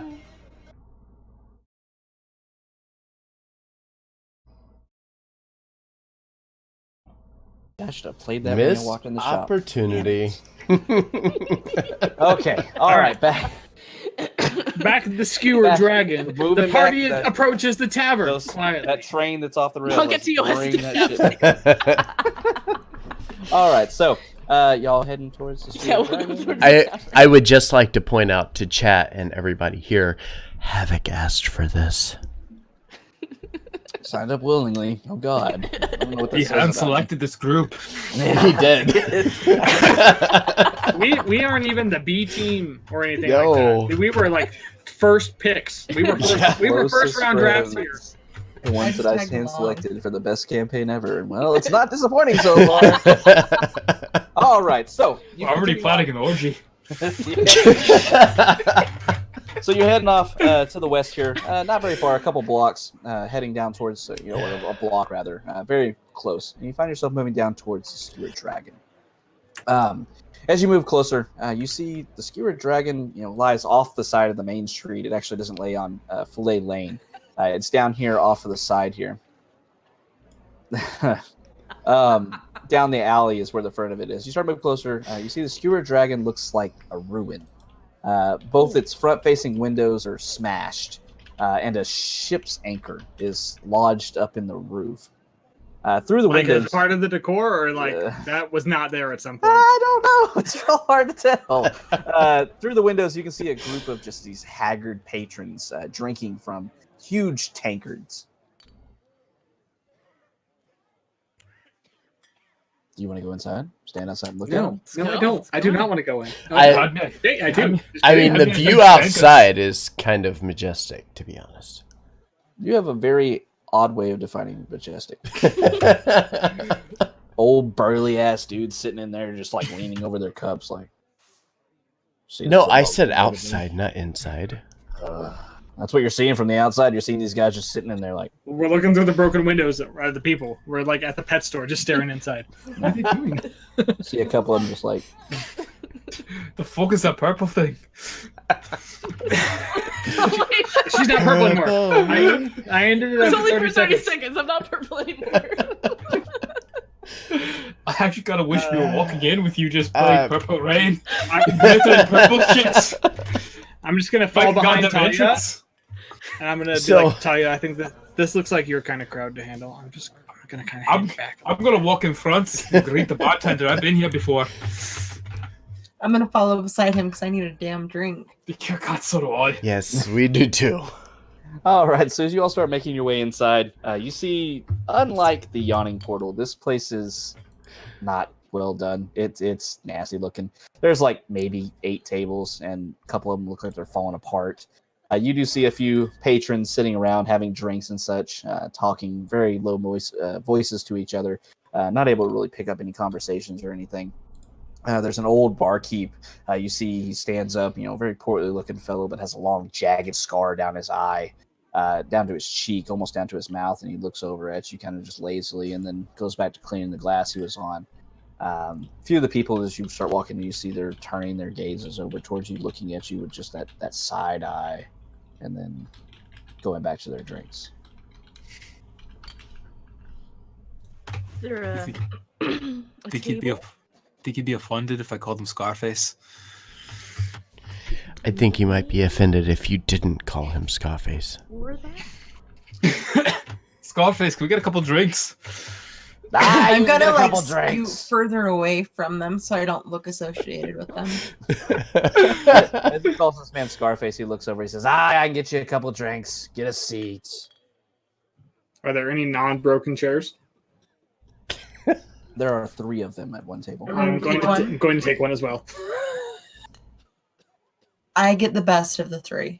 I just don't want to have a constant wobbly chair. That's the worst. Have you guys ever had that when you sit down in a bar and the chair is kind of like wobbly all night, or the table But- you have to one wait. person has to? But what if all of the chairs are wobbly?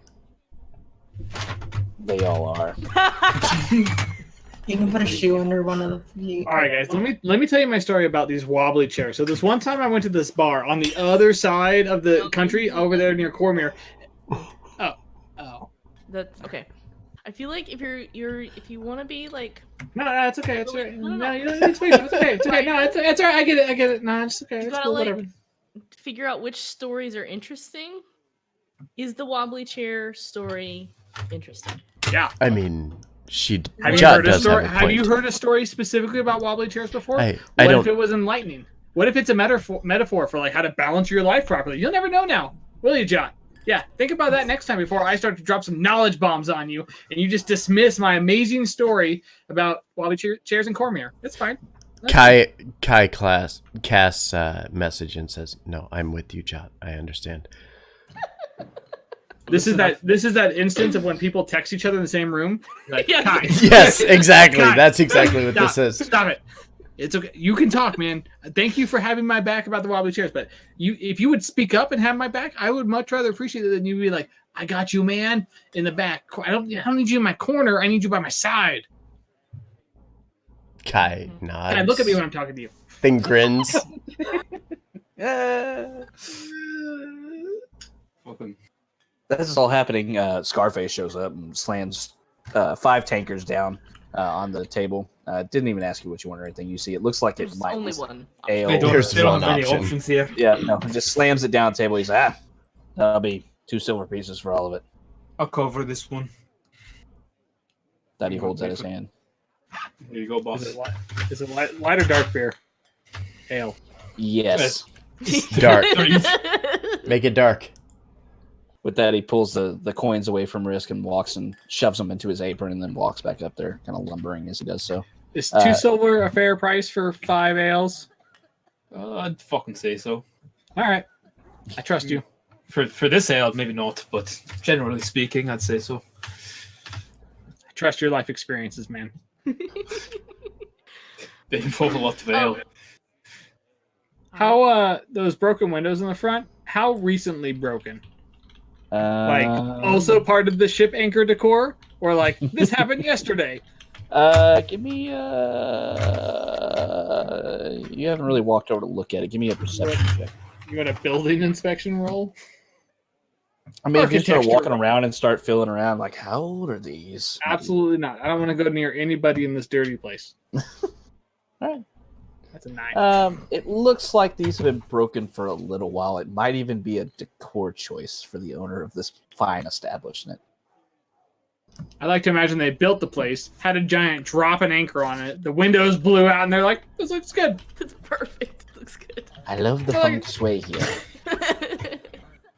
Now, no drunk, bar, drunk people at the bar can break the windows because we broke them for them. This is smart thinking, guys. No one can break our windows if they're already broken.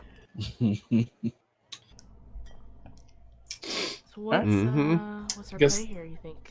I'm thinking about asking the bartender if he's seen the twins lately. Is this an orgy reference? Or do you mean the other twins? The other I'm gonna twins. scoot a little bit further away, and as I'm scooting, I'm gonna use my sleeve to like wipe off the rim of the drink and like try and clean the tankard a little bit more. Just me to As you clean pull that your for you? sleeve back, you're looking at it. You see it's just black with grit and dirt and grime all across your sleeve. I'm gonna slide the I'll, tankard down and be like, I think I'll pass on this. can we get some straws? Gonna clean everyone's cup. The fuck are straws? I'll clean everyone's cup.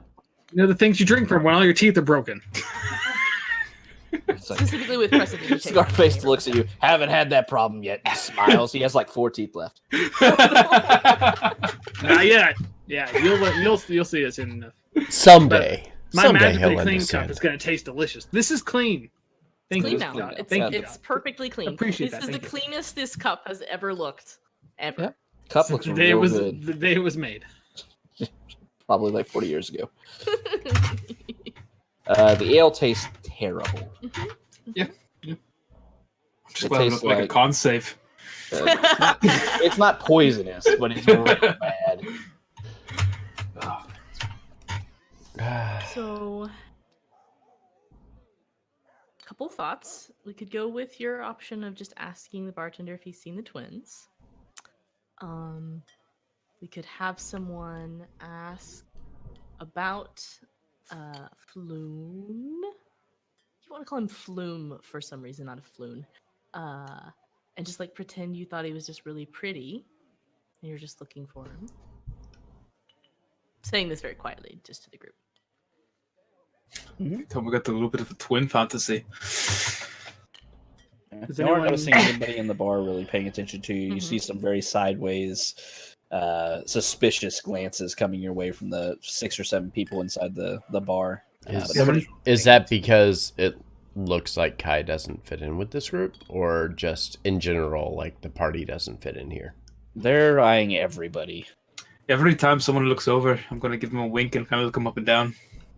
Okay. Oh, no. A few of them, 2 of the guys sitting at, you see 3 men sitting at a table. 2 of them kind of raise eyebrows at you.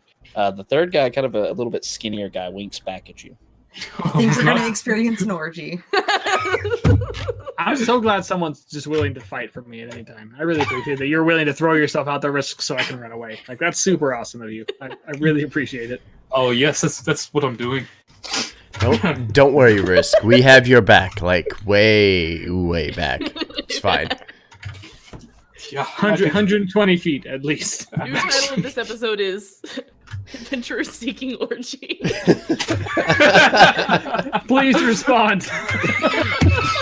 Please respond.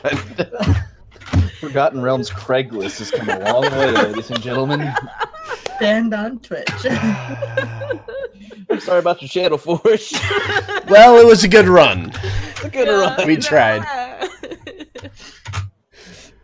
You're terrible people.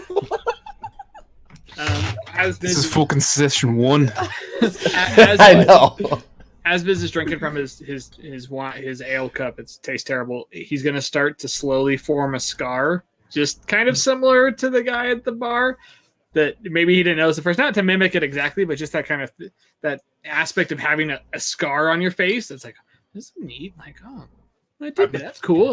That's super like distinctive. Like, oh, I've never seen someone with a scar on their face. This place is awful, by the way, but also that's super neat that they just have scars. Like, I'm gonna grab Viz's arm.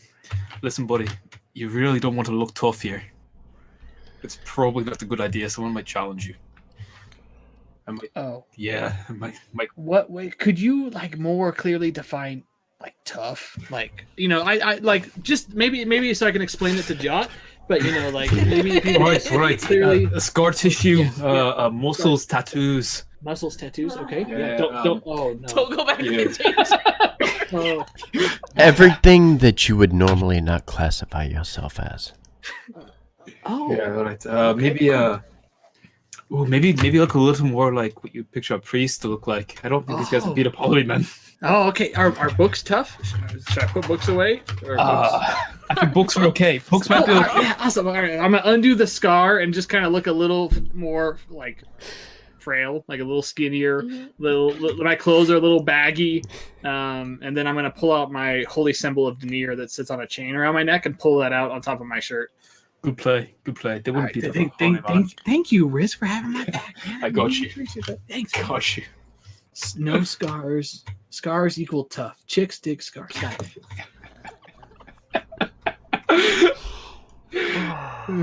I think any admiration Talia had for you is completely gone at this point. I don't think she likes me that way.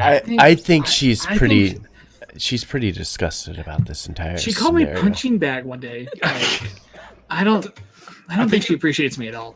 I think you Called had you like a punching sack. Oh, sorry. She wanted to punch me in the sack. How was that? Are we still role playing? God, dear God, guys, help me! My wife beats me. You wishes.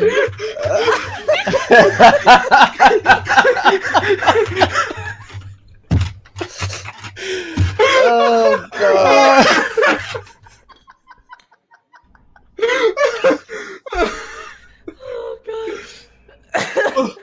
Oh, my mouth hurts.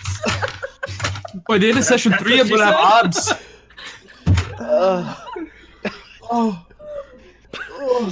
This campaign's supposed to go from 1 to 20.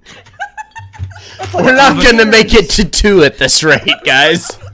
Are we like we're like 1 1/4 after the Yawning Portal, right? Havoc, you're gonna have a fucking 6-pack at the end of this. Oh god, I'm laughing so damn much. Jesus. Oh god. Incorrigible. Yeah, so you're in the Skewered Dragon. There are people around you. There's the bartender. There's some really bad ale. Then there's the rest of Waterdeep. I mean, what do y'all want to do? Leave the bar. You guys want to go back to the more reputable place in town? Unless it's I don't fit in around here. There's nothing I can do to seem like I fit in here. I'm just the opposite of these guys. They're hardy. They work with their hands and they're strong. And that guy has 4 teeth. I've never lost a tooth. I can't even begin to relate to these people. He's got scars on his face. And I mean, Durnan would probably come in here and kick all of their butts, but there's nothing I can do. I'm so useless here, guys. I don't belong here. Darden was really fucking cool. You don't. Yeah, Risk is cool. I mean, this is like Talia's place. These are her people. The people who rough and tumble and they get strong and they hurt people when they're mad. And I just want to talk about it. I just don't want to get mad at all. Like, that's not good. That's not me. You're Let's never go to gonna that thing get away. again where you all stare at me. I'm talking too much again, aren't I? You're fine, Yes. you're fine, mate. It's I'm fine. gonna go talk to the barkeep though. Okay, say hi to Scarface for me. Tell him how his family's. Never mind. Don't tell him. That's not tough. Yeah, I may not mention that. Does anyone want to come along? Kai's gonna come along with Risk. Oh, okay, I think Kai's a good choice, yeah. I should probably protect Viz from getting in any more trouble. I'm gonna see if either of their chairs are less wobbly. I'm gonna put my hand out and stop him. Like, do not even touch me. I'm just gonna check the chairs. Mine's really wobbly. Never mind. Deal with it. Kai and I are gonna walk up to the barkeep. Mm-hmm. Okay. He's standing there. He looks, he's sitting there cleaning a glass. You see, he's actually going in and like kind of rubbing the glass with this cloth. But you see this cloth. It might have been a white cloth one day. It's not anymore. It's a super nasty. It's like dripping something, and he's still just wiping down this thing, trying to clean it with it. God, that's one hell of a clean map. God damn it. Can we see You know what that? the fuck. Fine. No. Oh yeah. Do that at the table. Oh Okay, yeah. Pushing the hell away. So, boss, God, I was in here a couple days ago. You know those twins who come by every now and then? I don't know if they're twins, but the two blokes who look fucking a lot alike. You know who I'm talking about? Twins. I haven't seen no twins around here. There's the halfling ones that come around here every once in a while. They're disgusting little creatures. But no twins that I know of. What are you talking about? Did we ever get the description for the race? The flume? Human. Human male. Human. There's two guys with the pointy chin and the kind of fucking posh hair. You know who I'm Posh talking hair. about? The pretty boys. Is that what you're talking Yes, about? yes, the pretty Yeah, boys. Floon and that Raynar, never remember that chip off the old block. That one, yes, just like his poppy. All right, Yes, I all saw right. them. Yeah, well, it was a couple days ago, right? Yeah, 2 days ago or so. Yeah, I saw them out here. They sat around drinking after that prissy boy Volo left here. They sat around drinking, playing some 3 Dragon Ante with a few of the boys out there, and You just call Bolo they a prissy left. boy? He did. You didn't hear this. I'm standing up. Kai immediately casts message and says, "No, sit down, Viz." Kai, stop doing that, man. We're in the same room. You gotta. I'm gonna yank him down and just put my hand around his mouth, and I'll tell him if he doesn't shut up, I'm gonna break his neck. He can run out with pressure boy. Bull is not a pressure boy. Yeah. Why? What is it to you? Why are you looking for him? Huh, not so much looking for them. I just want to thank the people who beat the fuck out of them. You hear about that? Oh yeah, the 5 that followed him out. Yeah, I figured they had some ill intentions, as you know what I'm saying. Yeah, they followed him out. Yeah, they handled those boys well. God, do you know where I can find them? I just want to thank them. Thank them. I mean, they look like a few of them, the Zit boys that were out there. Yeah, they probably down on they have a warehouse, I think, over at Candle Lane. I've seen a few of them there before. Yeah, the Zentarum. Yeah, the Zents. Yeah, got you. You sit down on what lane? Candle Lane. Yes, yeah, it's just that's a little north of here, not too far. You might not want to be wandering around there if you, don't know the parts too well or the people. But it's your funeral, I suppose. Kai kind of points in the direction of Risk and says, "Do you really believe that we're really that worried about this?" Not particularly, but I've got some friends in the Zent. Then he looks and says, I'm sure you two boys can take care of yourselves, but, a friendly warning for patrons who are gracing my establishment, I suppose." Of course, it's appreciated. But I think we'll be all right, mate. Thank you, though. I'm going to set a silver piece down on the counter for him. Just thank him. You see him slap this kind of meaty hand on top of it. He says, I just look for the symbol. It's a symbol of a snake on the door. Of course, you know that if you have friends in the Zint. I'm guessing the winged snake then. Yes, that's the one. Yes, I'm quite familiar. Thank you very much for your time. We appreciate it. Yeah. Drink away. It's not the best ale, but hey, it'll do. You're right. Listen, this ale is really bad. The second one tastes way better than the first. Nothing. You heard nothing. It's fine. Everything's fine. Keep your scrawny fella there in line. Yeah, he's got the condition. He says things he doesn't really mean. Just don't worry about them. I've heard of that. Yeah, we tend to call it foot and mouth syndrome. That's foot and mouth. Oh, I heard it called an asshole. Yeah, that's what yeah, I got it from looking at your face. Sorry. No! I'm gonna put my hand over his mouth again and be like, I mean it. I will kill you. You want to say that to my face there, scrawny No, boy? he doesn't want to say that to your face. He doesn't mean a word he says. I'm sorry. I'm gonna grab my ale off and just put it over his mouth and force chug, so he has to drink it so he shuts up. I don't want to do that.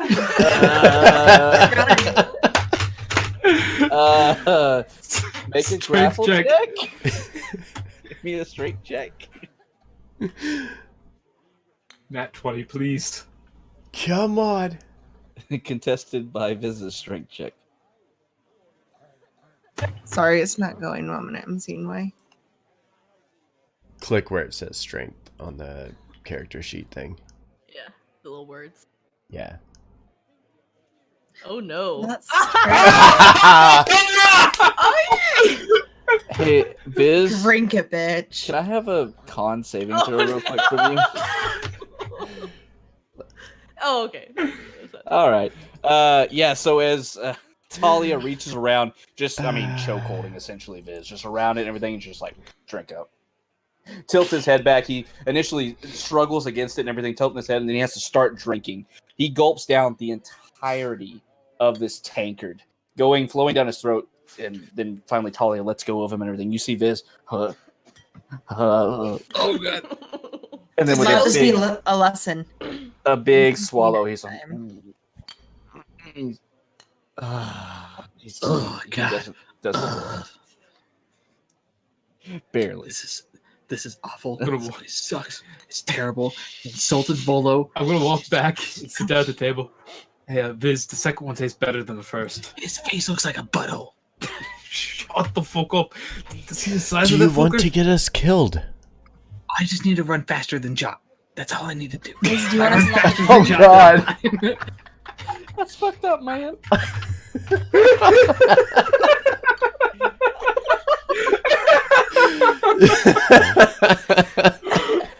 When we leave, I'm gonna make it a point to not say thank you to him.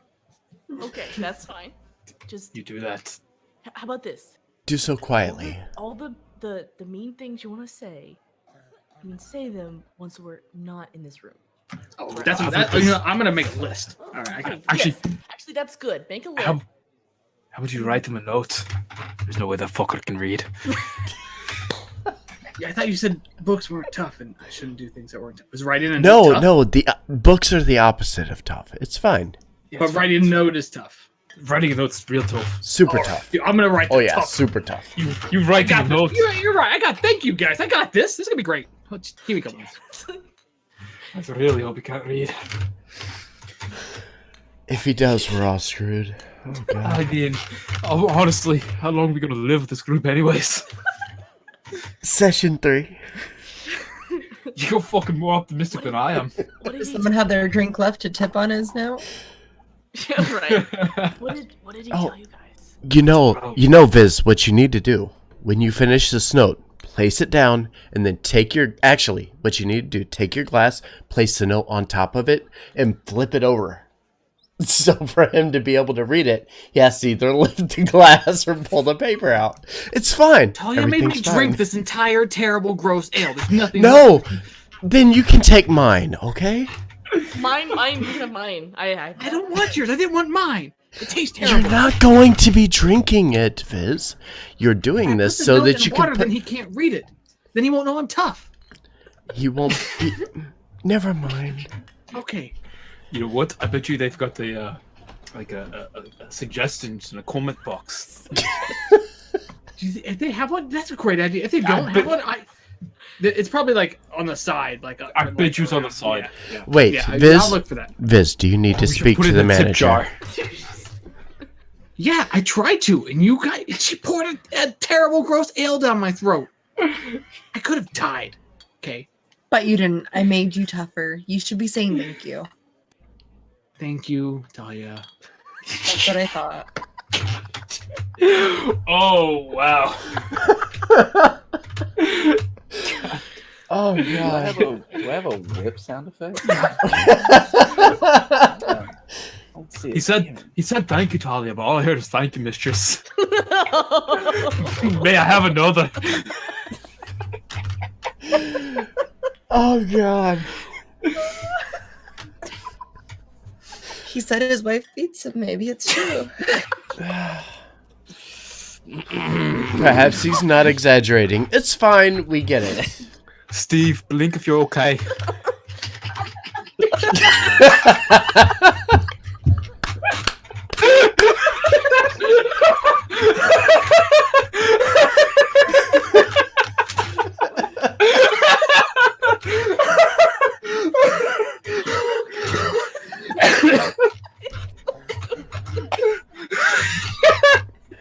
Oh my god. I'll pay for that later.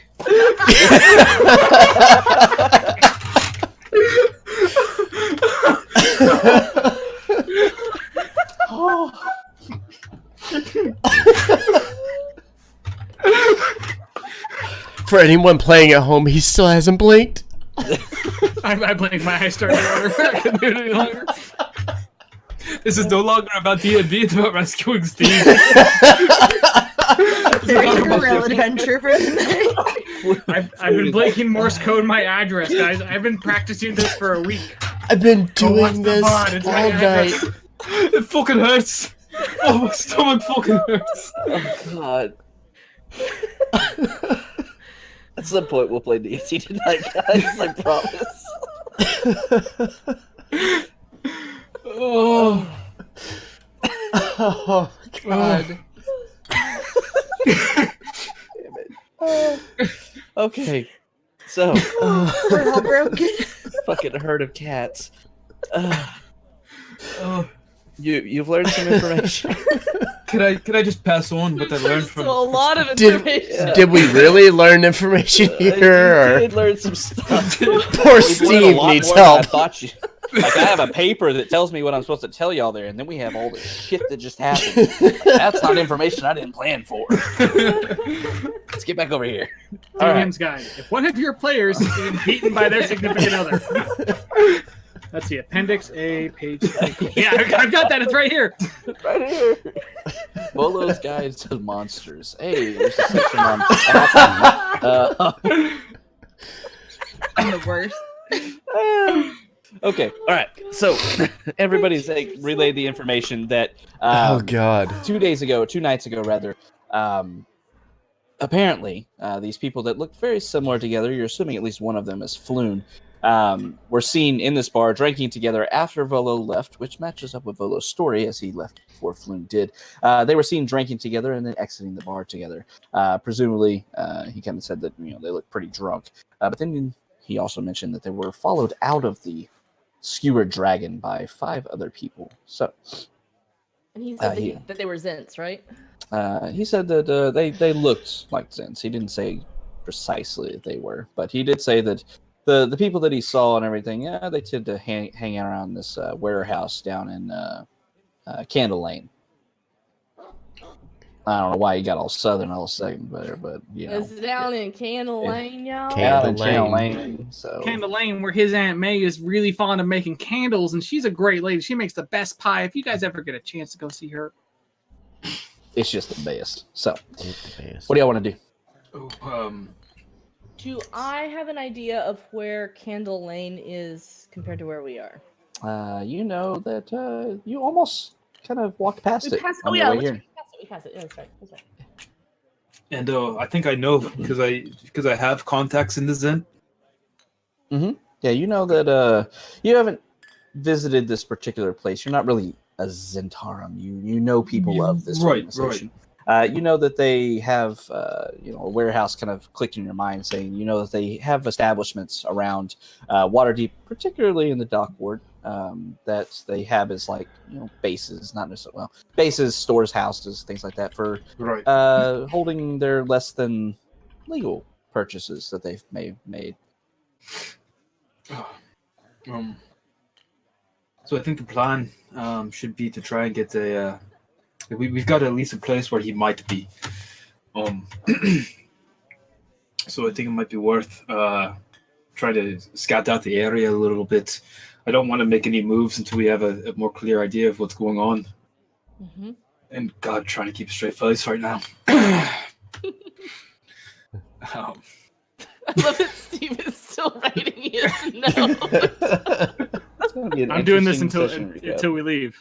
You guys told him to write down a letter, so he's going to write a letter until we leave. It's He's the very fucking in character. It's the only good idea we've had tonight. Is telling him to write the letter. Yeah. I mean, it's at least keeping things quiet. I'd say, yeah, we'll go over to the warehouse and at least try and get a look and just see what we see. Okay. We could always use Viz as bait. Make him change into. I could send, if they have windows or something, I could send my little owl to look. Havik, I can't really see because the words are going over the street, but is there only one way in and out of this lane, Candle Lane? So, from what I can see, there's an entry there. here, Yeah. and then there's another entry over by Book Street. Right. Okay. Yeah, there's 2 entrances. Yeah. Okay. It's a long, kind of winding lane that goes up there. Got you. Yeah, let's go give it a look. All right, as we're leaving, Viz is going to take a piece of parchment out of his book and fold it over and leave it on the table. He has 2 copies of it, so when he's on the outside, he's going to look for the suggestion box that Brisk had mentioned as well, just to see if it's on the outside or something like that. Okay. Give me a perception check. To look for something attached to the building? Mm-hmm. It's starting to get pretty dark outside. Hard to see. Nothing to see. You're right. Don't find a suggestion dang. box, unfortunately. I'm just going to keep this one just tucked away just in case I come back In case later we and he go hasn't back, read it. yeah. If you rolled in that 20, would there have been a suggestion box? Probably. Something would have happened. I'm gonna have my as we go out, I'm gonna have Seamus, my owl, knock over one of the drinks onto his little note. And Viz is going to make it a point to not say thank you and to have a nice day. Very clearly, he's not going to thank the guy for his, treating them, and he's not going to say have a great day. It's like that. Okay. That little Have a wolf bad meme. day, sir. The passive aggressive little baby wolf, which is like meme. That's what Viz is doing. All right. Give me a performance check. Jot. A performance check? Yep. You have a very small owl. Okay. Want to see how well it knocks the drink Oh, over. but for an owl though, not my person. No, you're commanding it okay. to do it. We'll give it to you. Yeah, so you're able to knock the drink over that was sitting next to this folded letter. As you kind of glance over your shoulder, kind of peering up at the table, almost a little bit taller than you are, but you're able to peer up and you see that this putrid beer is just completely dousing the letter as you all walk out. You start moving out back onto the streets of the dock ward. Once again, the sounds of the streets, even at this point, spending about 20 minutes or so inside the Ski Red Dragon, have died down even more. Less and less people seem to be populating the streets. Still a few of them, but not a lot. You continue on to the north, heading up Zastro Street. God, it's hard to see. Up into the Way of the Dragon. You kind of follow that way to where Candlelane lies on the other side. As you're moving up, you see that it's very dark. Gloom envelops this narrow alley that seems as dark as a dungeon would be. And as odorous as one too, unfortunately. Nearly all the street lamps have been smashed. The only light that pierces the darkness is a faint flickering from down the lane, like a distant candle. And as you're looking down at it, peering down towards this candle on it, as you're looking around the end of the street, kind of before it curves back off to the north, you see this candle flickering and such. And across the street, it's on the left side of the street, across the street, you see the door of a warehouse flickering across the street from it. And as you start to move forward, peering up to it, you see on the front of this kind of large door, about 5 feet long or so, about 10 feet tall, more like a gate, almost what you expect on the front of this warehouse. You see the image of what appears to be almost burnt into the wood, a serpent coiled around itself, moving down with 2 wings across it. As you look at it, you feel like maybe you've found the place that you were looking for. And maybe there will be more clues as to where the mysterious Floon has vanished to. But with that knowledge, we are going to be ending the session for the evening. Sorry, the warehouse with the winged snake burned into the door. This is on Candle Lane? Yes. Yeah. Okay, is it closer to like the Way of the Dragon or closer to Book Street? It is approximately like at this corner right here. Okay, cool. If you can Thank see you. that. I'll try to get Thank y'all. I'll make y'all a token for traveling around on Waterdeep. I think y'all are going to need it because you're going to be doing this a lot. But the question is, do we know the Muffin Man? The Muffin Man I checked for Drury Lane and I don't see it anywhere. lives on Drury Lane. You said it was a serpent coiled. It's a winged. It's a winged serpent. It's Is the it a- Zentarum Is it a winged is it a snake. caudal? Is that what it's called? No, Caudal? Is that how you say it? No, it's not. it's just a winged Coil, snake, yeah. is all it is. Yeah. Yeah. It's an actual animal that exists as a winged snake. What Mhm. No. Yep. Motherfucking snakes. Yeah, one of those. Snakes. Essentially. That's cool. Isn't a Yeah. wind snake just a dragon? Seems like I have one Sort of those of. too. It doesn't have legs. It's a winged snake. Gotcha. Lord have mercy, y'all. Holy shit. Good luck, Havoc. My cheeks hurt a lot. God. Oh What's- my god. This. I think I So could we technically classify this as like a workout stream too, from how many calories we burned shit, from laughing? I I mean, I'm gonna tag the next session as a workout stream and Yeah, I mean, comedy. It's not. And It's not that though, It's right? not No, it's that. not It is that. It is not a quiddle. Because that looks like a winged snake to me, but okay. That's not. I think we should. And you look like. I'm just kidding. I'm not going to say anything mean. I look like Fliz. Fliz. With a Listen, nice butt. With a nice Great, butt. great. A really, really amazing butt. like a They're, nat 20. they're actually called flying snakes in Flying 5e. whizzes. They are It's these in here. the Let me monster. link them to you. Oh yeah, let's see. I think it's in the monster manual, if I remember right. There you go. Ooh, neat. Oh, okay. That little thing. Interesting. Okay. It's gonna eat your owl. It's gonna eat. Don't say that. That owl's a dick. It knocked over Alright. a beer on my letter. You don't know that. All right, I'm going to end stream and I'll be right back, guys. All right. So, lots of fun tonight. Exciting session. It was good to run with these individuals. Thank you for being here tonight. It was a very pleasant surprise to see so many people turn up for our session. And I am very, very grateful for each and every one of you. With that being said, we're going to find us somebody to go and say hi to. And please, if you are with us and you are going to join us for the raid, go over and give them a follow. We're going to go over and say hi to Ren and the group with Party White Gaming. Fantastic individuals. They play a lot of games with us here. Go over, say hi, give them a follow. I will see you guys on Sunday as our next game. We'll be back with Ascension. I hope to see you there. Until then, have a good night, and I will see you very soon.